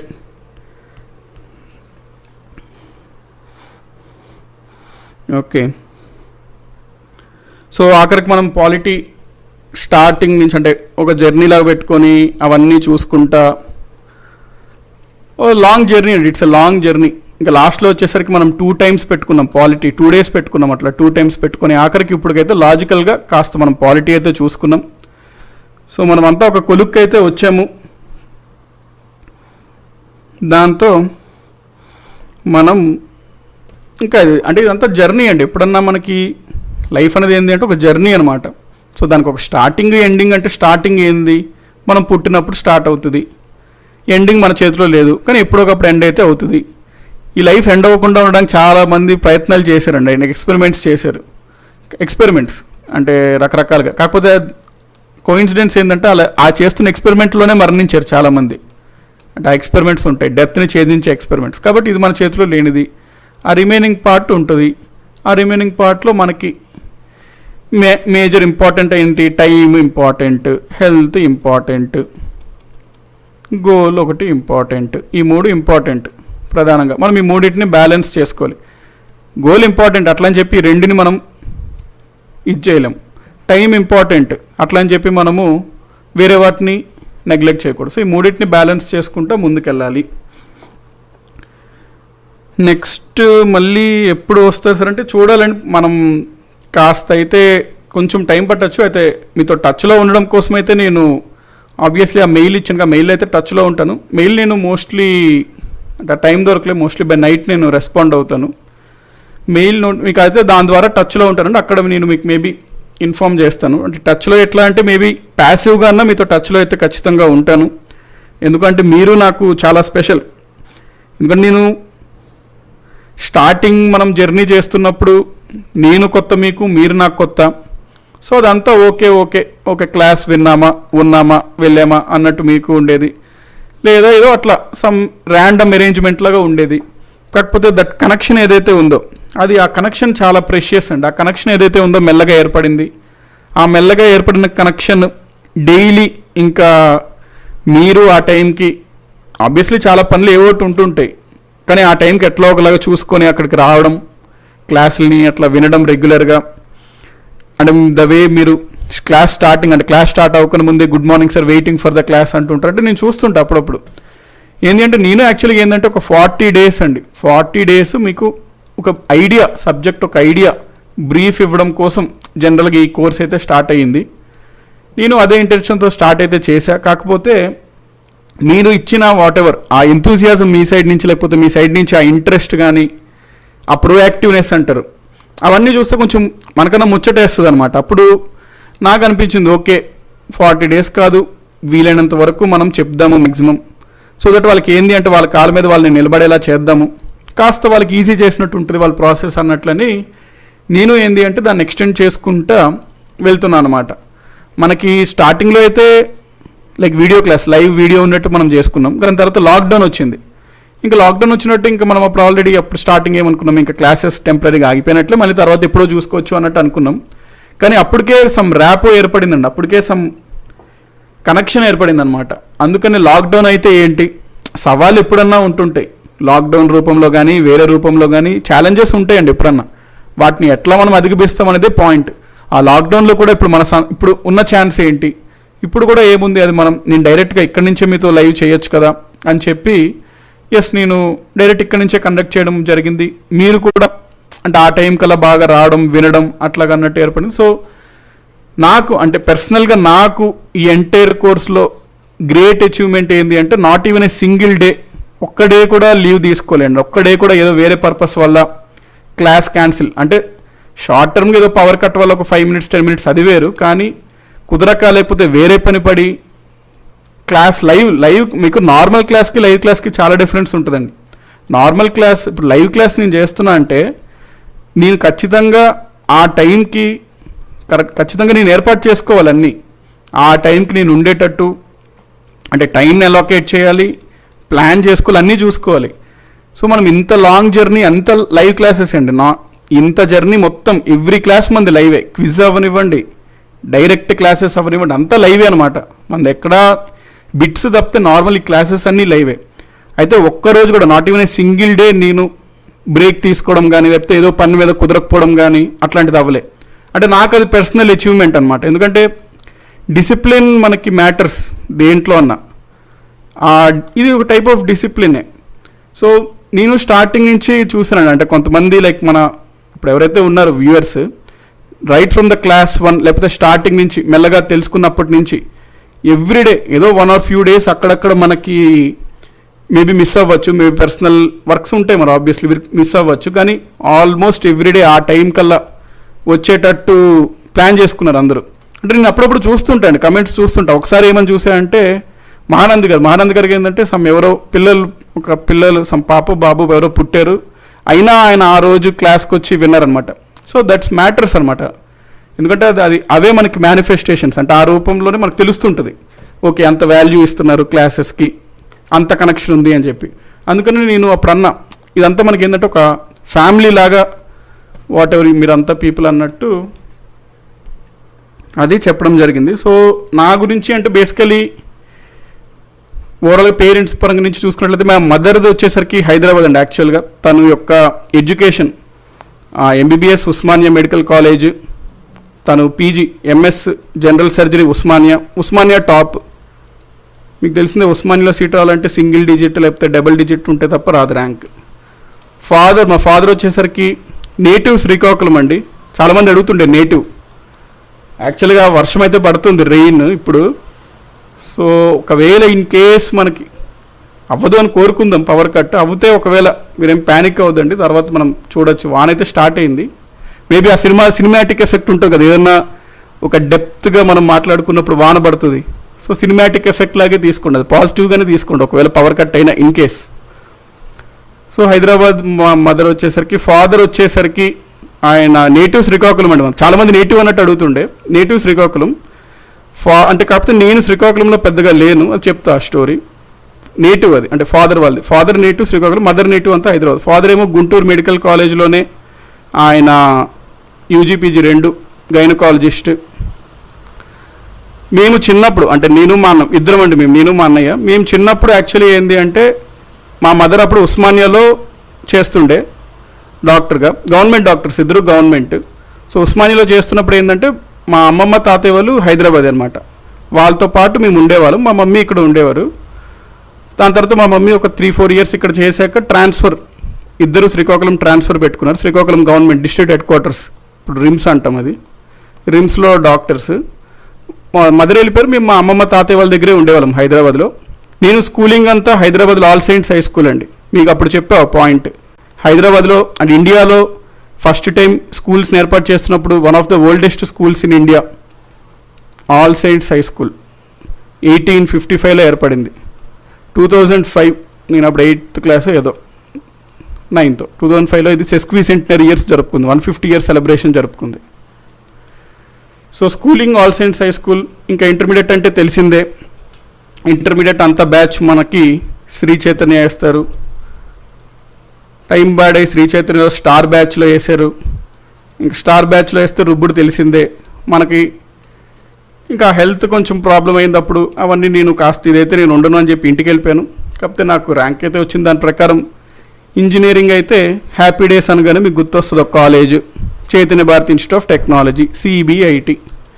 సిబిఐటిలో మెకానికల్ ఇంజనీరింగ్ నేను చేశాను. మెకానికల్ ఇంజనీరింగ్ చేశా. నేమ్స్ అంటే శ్రీకాకుళం, పేరెంట్స్ ఉండే శ్రీకాకుళమే అండి మాది. అంటే ఓన్ హాస్పిటల్ కూడా ఉంటుంది, తిరుమల హాస్పిటల్ అని. ఎవరన్నా శ్రీకాకుళం వాళ్ళు ఉంటే ఐడియా ఉండొచ్చు, తిరుమల హాస్పిటల్. మా మదర్ హాస్పిటల్, మదర్ పేరుతో బాగా గుర్తుపడతారు హాస్పిటల్, కోనమాధురీదేవి, డాక్టర్ కోనమాధురీదేవి అంటారు. ఆవిడ పేరుతో బాగా గుర్తుపడతారు హాస్పిటల్ని. సో శ్రీకాకుళంలో బాగానే అంటే అక్కడ.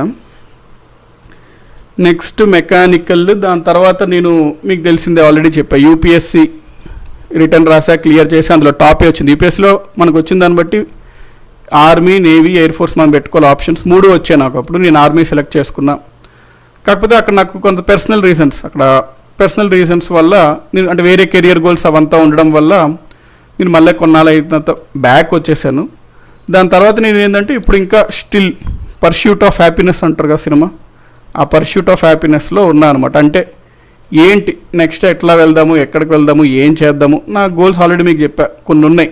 రీసెర్చ్ లాగా ఒక సైడ్ వెళ్దాము, పిహెచ్డి, డబుల్ పిహెచ్డి ఒక సైడ్ వెళ్దాము, ప్రొఫెసర్ లాగా ఒక రూట్లో వెళ్దాము. సో అట్లా ఉన్నాయి కొన్ని గోల్స్. మళ్ళీ యూపీఎస్సి దాంట్లో చూద్దాం అంటే ఆల్రెడీ యూపీఎస్సిలోనే ఒక ఎగ్జామ్ సిడిఎస్ అండి ద్వారా వెళ్ళా కాబట్టి చూస్తున్నా. సో ఇవన్నీ ప్లాన్స్ అయితే ఉన్నాయి, ప్లాన్ చేసుకోవాలి. సో ఇన్ బ్రీఫ్ అయితే ఇదండి నా గురించి. మెయిల్ చెప్పండి అంటే మెయిల్ జగన్నాథ్ స్టడీ సర్కిల్,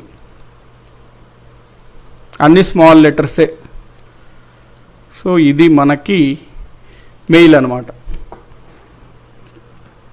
ఈ మెయిల్లో మోస్ట్లీ నేను రెస్పాండ్ అవుతాను, నో డౌట్. అప్పుడప్పుడు మేబీ అవ్వకపోవచ్చు అండి. సో అప్పుడప్పుడు మ్యాక్సిమం అవుతాను, అప్పుడప్పుడు అవ్వకపోవచ్చు. సో మీరు వేరే విధంగా అనుకోకండి. నేను అంటే యాక్చువల్లీ చెప్తున్నప్పుడు మళ్ళీ ఆ ఫ్లో మిస్ అయిపోతాను. కమెంట్స్ చూడలే, కమెంట్స్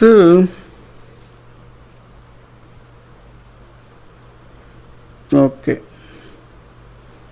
అంటే మరి ఇవన్నీ ఎప్పుడు అంటే యాక్చువల్లీ ఏంటంటేనంటే నేను చదివింది మెకానికల్ అయినప్పటికీ నేను కొన్ని కోర్ సబ్జెక్ట్స్ పైన నాకు అంటే నేను ఒక రీసెర్చ్ లాగే చేశానండి. ఈ సబ్జెక్ట్స్ ఇవన్నీ ఎట్లాగా అంటే ఫర్ ఎగ్జాంపుల్ మీరు జాగ్రఫీ చూసుకున్నారనుకోండి, నేను జాగ్రఫీ టాపిక్ని ఓషన్ జాగ్రఫీ చదువుతున్నప్పుడు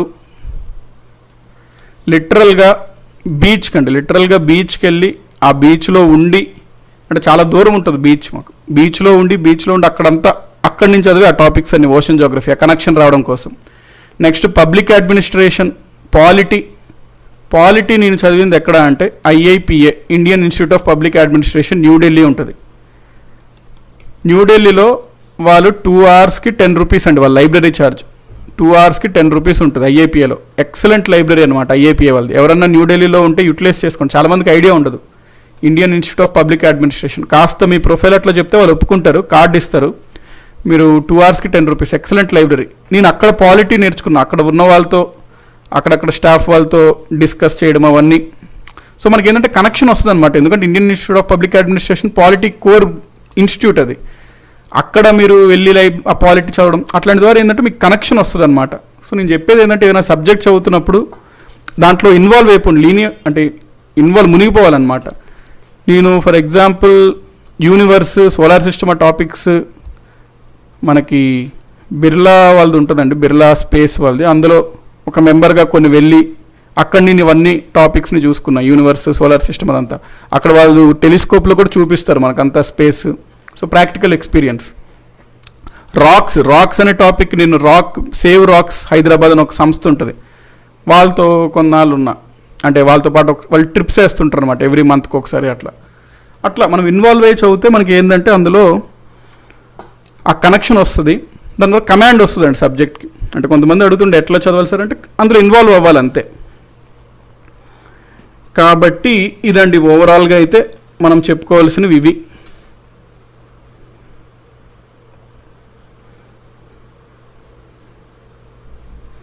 సార్ మీరు తెలుగులో ఎలా చెప్పగలుగుతున్నారు అని లావణ్య గారు అడుగుతున్నారు. యాక్చువల్లీ నాకు తెలుగు అంటే వాస్తవంగా చెప్పాలంటే తెలుగు వర్డ్స్ అవంతా టచ్ లేదండి. యాక్చువల్లీ నేను స్టార్టింగ్ మీరు చూసుకున్నట్లయితే ఫస్ట్లో బిట్స్ చెప్పినప్పుడు ఓవరాల్గా ఆల్మోస్ట్ నాది ఇంగ్లీష్లోనే ఉండేది.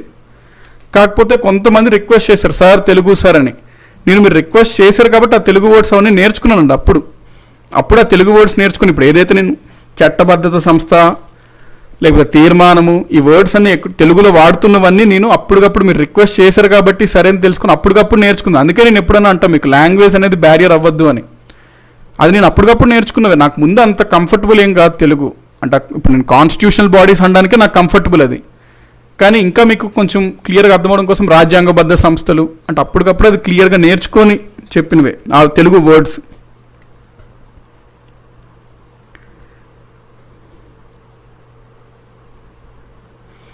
జర్నీ అయితే అంటే చాలా మెమరబుల్ జర్నీ అండి. వాట్ ఎవర్ మనకి ఈ జర్నీ ఉన్నది ఏంటంటే మెమరబుల్. అంటే నాకు ఛానల్ వాళ్ళతో కూడా అంటే చాలా మెమరబులే. వాళ్ళు కూడా చాలా సపోర్టివ్గా ఉన్నారండి. ఇదంటే ఒప్పుకోవాలి, అంటే ఈ విషయం ఒప్పుకోవాలి. అంటే నేను జనరల్గా వాళ్ళు నాకు ఏది ఒక అంటే ఇప్పుడు ఫర్ ఎగ్జాంపుల్ స్టార్టింగ్లో 9:30 క్లాస్ అంటే రావడానికి కొంచెం లేట్ అయ్యేది, 9:40, 9:45 అట్లా అయిపోయేది. ఎందుకంటే నేను దాదాపు 12 కిలోమీటర్స్ వెళ్ళాల్సి వచ్చేది. అంటే లేట్ అయినప్పటికీ లేట్ ఏంటి అట్లాగా అన్నట్టు ఏం అనలేదండి. ఒకేసారి 10కి పెట్టుకోవచ్చు క్లాస్ అట్లాగా చాలా సపోర్టివ్గానే. అంటే ఛానల్ కూడా చాలా సపోర్టివ్గానే ఉండదు. అది అయితే అంటే కంప్లీట్లీ ఫ్రీడమ్. క్విజ్ నేను ఈ టైం పెడతాను అంటే ఈ టైం, ఫర్ ఎగ్జాంపుల్ 2 క్లాసులు పాలిటీ పెట్టేస్తారంటే ఓకే సార్ మీ ఇష్టం. అట్లాగా ఏదంటే అది కంప్లీట్లీ ఆ ఫ్రీడమ్ బాగా సపోర్టివ్గానే అంటే ఉండడం అయింది. సో ఓవరాల్గా మనకి ఏంటంటే మీ సపోర్ట్ అండి. ఓవరాల్గా అల్టిమేట్లీ ఏంటంటే మీ సపోర్ట్ అంటే ఛానల్ వాళ్ళు ఇచ్చిన నాకు ఆ పాజిటివ్ ఎన్విరాన్మెంట్ అవన్నీ కూడా హెల్ప్ఫుల్.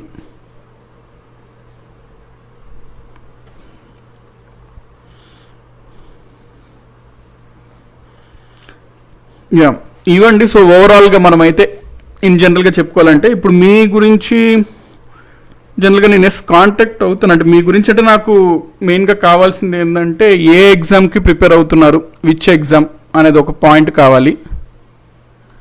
దాంతోపాటు మీరు దేంట్లో ఎడ్యుకేషన్ గ్రాడ్యుయేషన్ చేశారు. మోస్ట్లీ నాకు తెలిసి ఇంజనీరింగ్ ఉండొచ్చు. ఏ ఎగ్జామ్కి ప్రిపేర్ అవుతున్నారు అనేది ఇన్ జనరల్గా. సో అండి వాటిలో అన్నిటికీ టచ్ కోసం నేనైతే ఆ మెయిల్ చేశాను. ఆ మెయిల్లో అయితే కాంటాక్ట్ అవ్వండి. ఆ మెయిల్లో మేబీ నేను ఫర్దర్గా ఏదన్నా మీకు లీడ్ సో దట్ ఏదైనా గ్రూప్ కన్నా సంథింగ్ ఏదైనా గ్రూప్ కోసం మేబీ మెయిల్లో మీకు ఇన్ఫామ్ చేస్తాము.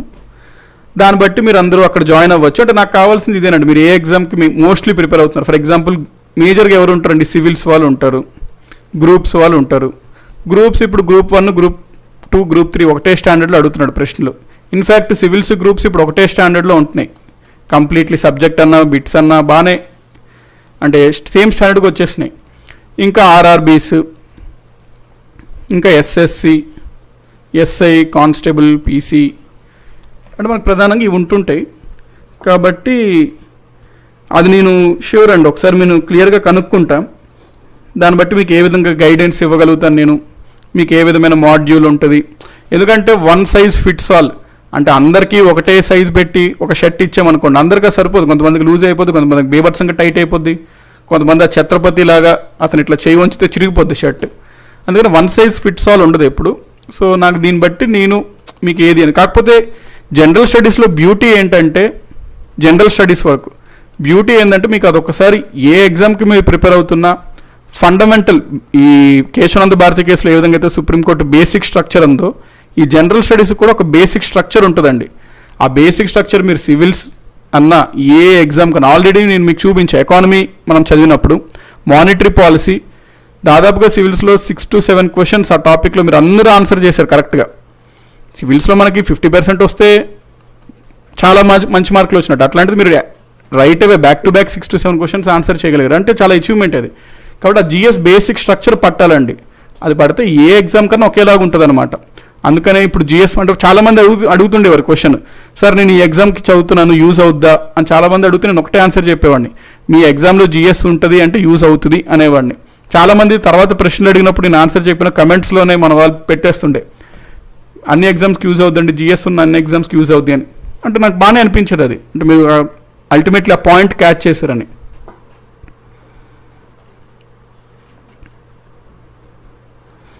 ఓకే, సో ఇవ్వండి మనమైతే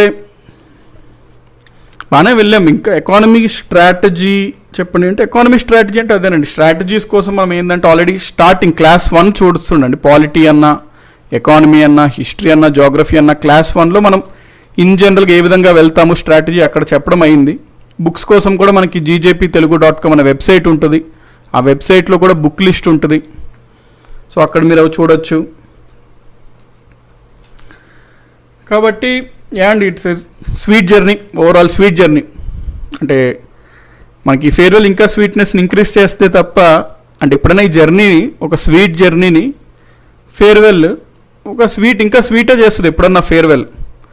కాబట్టి ఇది మనకి ఇంకా స్వీటే చేయాలండి, అంతేగాని అంటే మీరు ఎమోషనల్ అన్నట్టు కాదు, ఇంకా స్వీటే చేయాలి. ఎందుకంటే నేనైతే మీకు చెప్పా సంహవ్ నేను మీకు ఆ టచ్లో ఉంటా, ఎందుకంటే కొన్ని ప్లాన్స్ ఉన్నాయి దాని ప్రకారం మీరు మీ యొక్క ప్రాసెస్లో వెళ్ళడానికి నేను కూడా ఆలోచిస్తున్నా. అంటే సమ్ మాడ్యూల్స్ చూస్తున్నా, సో దట్ మనం చూడొచ్చు, టచ్లోనే ఉంటాం. కాబట్టి ఇట్స్ నాట్ లైక్ ఫేర్వెల్ అంటే ఓకే టాటా బాబాయ్ అన్నట్టు కాదు, we can be in touch, no problem at all.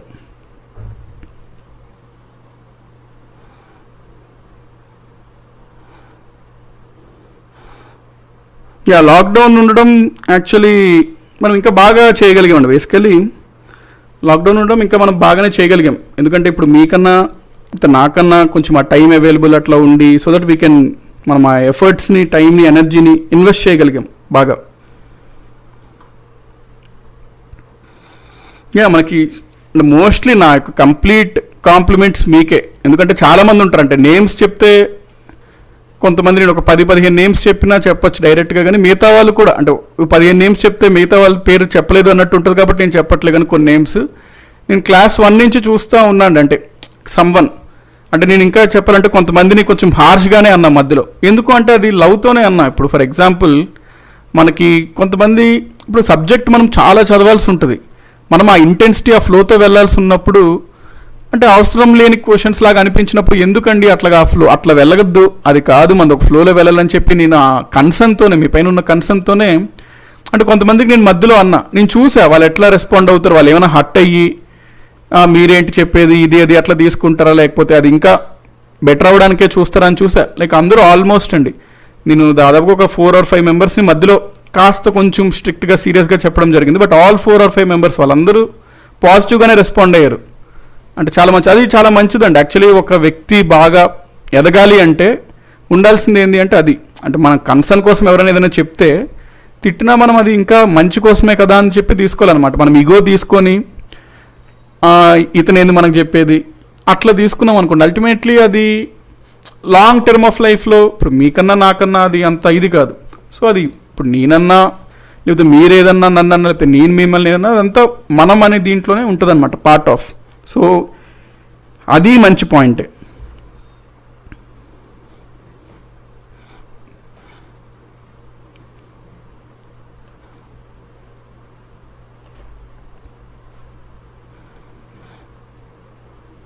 Okay, modern history అని అడుగుతున్నారు. మోడర్న్ హిస్టరీ నాకేంటంటే క్లాసెస్ రికార్డ్ చేసి పంపించేయమన్నారండి. అంటే ఈచ్ క్లాస్ అంటే ఏమేమి టాపిక్స్ కవర్ అవుతాయి, ఇంట్రడక్షన్ లాంటిది ఒకటి చేయమన్నారు. ప్లస్ నార్మల్గా మోడర్న్ క్లాసెస్ మీరు రికార్డ్ చేసి అట్లా పంపించేయండి సార్, మేము ఏ టైంలో అప్లోడ్ చేస్తాం ఎప్పుడు అనేది మేము ఒకసారి డిసైడ్ చేస్తాము అన్నారు. కాబట్టి నేను మోస్ట్లీ రికార్డ్ చేసి వీలున్న టైంలో పంపించేస్తుంటా అండి మోడర్న్ హిస్టరీ. లైవ్ ఉండదు మోడర్న్ హిస్టరీ, సో మీకు మోడర్న్ హిస్టరీ అయితే కవర్ అవుతుంది. ఎప్పటి నుంచి ఏంటి అనేది అదేనండి చెప్తాము అన్నట్టు అన్నారు. సో నేను అది రికార్డ్ అయితే చేసి పంపించేస్తాను మీకు. మోస్ట్లీ మీకు ఉంటుంది, అంటే ఎప్పుడో వెరీ సూన్ ఇంటిమేషన్ ఉంటుంది.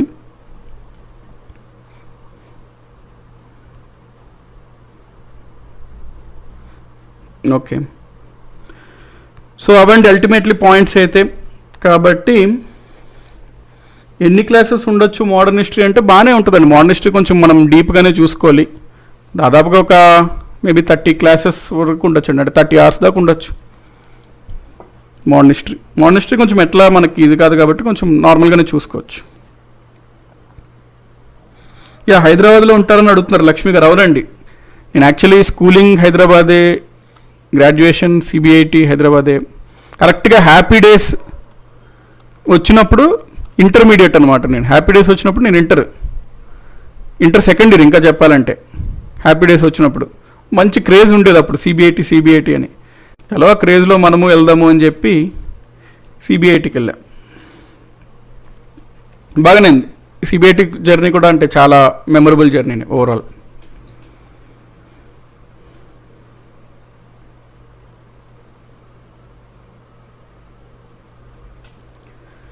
సో ఇవి అండి పాయింట్స్ ఓవరాల్గా. మళ్ళీ అయితే మనం ఓకే టచ్లో అయితే ఉంటాం కాబట్టి మనమైతే కలుసుకుందాం. అయితే మళ్ళీ అయితే సంభవం మనం ప్లాన్ చేసుకుందాము.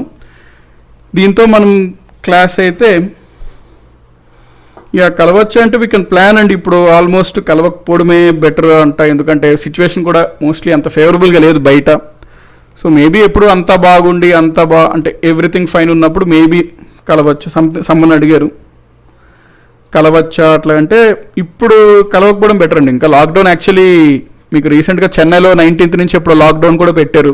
మళ్ళీ హైదరాబాద్లో కూడా పెడతారు నాకు తెలిసి ఆబ్వియస్లీ. కాబట్టి అంటే కొంచెం అంతా సిచ్యువేషన్స్ నార్మల్ అయ్యాక అవి బెటర్, కలవడం బెటర్.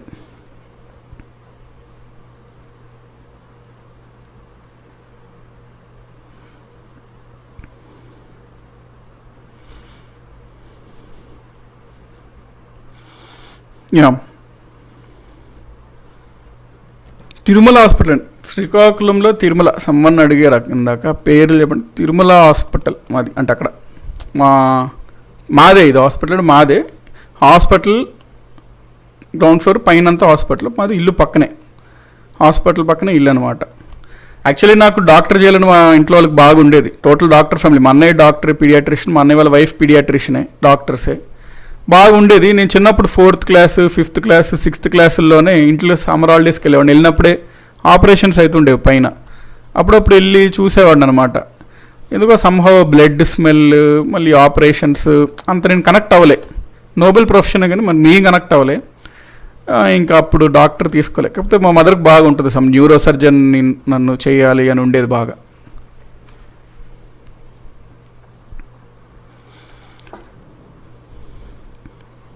హైదరాబాద్ దగ్గర కుందన్బాగ్ అండి. హైదరాబాద్లో మీకు కేసీఆర్ ఇల్లు, సీఎం కేసీఆర్ ఇల్లు ఉంటుంది. దాని ఆపోజిట్ గవర్నమెంట్ ఆఫీసర్స్ బంగ్లాస్ ఉంటాయి. వరుసగా హైకోర్టు జడ్జెస్ బంగ్లాస్ ఉంటాయి. దాని తర్వాత మీకు సిటీ కమిషనర్ అట్లాగే ఏవో ఉంటాయి. లాస్ట్కి డీజీపీ బంగ్లా ఉంటుంది. ఆ దాటిన తర్వాత ఇల్లు ఉంటుంది. హైదరాబాద్ అండి బేసికలీ, కుందన్బాగ్ హైదరాబాద్.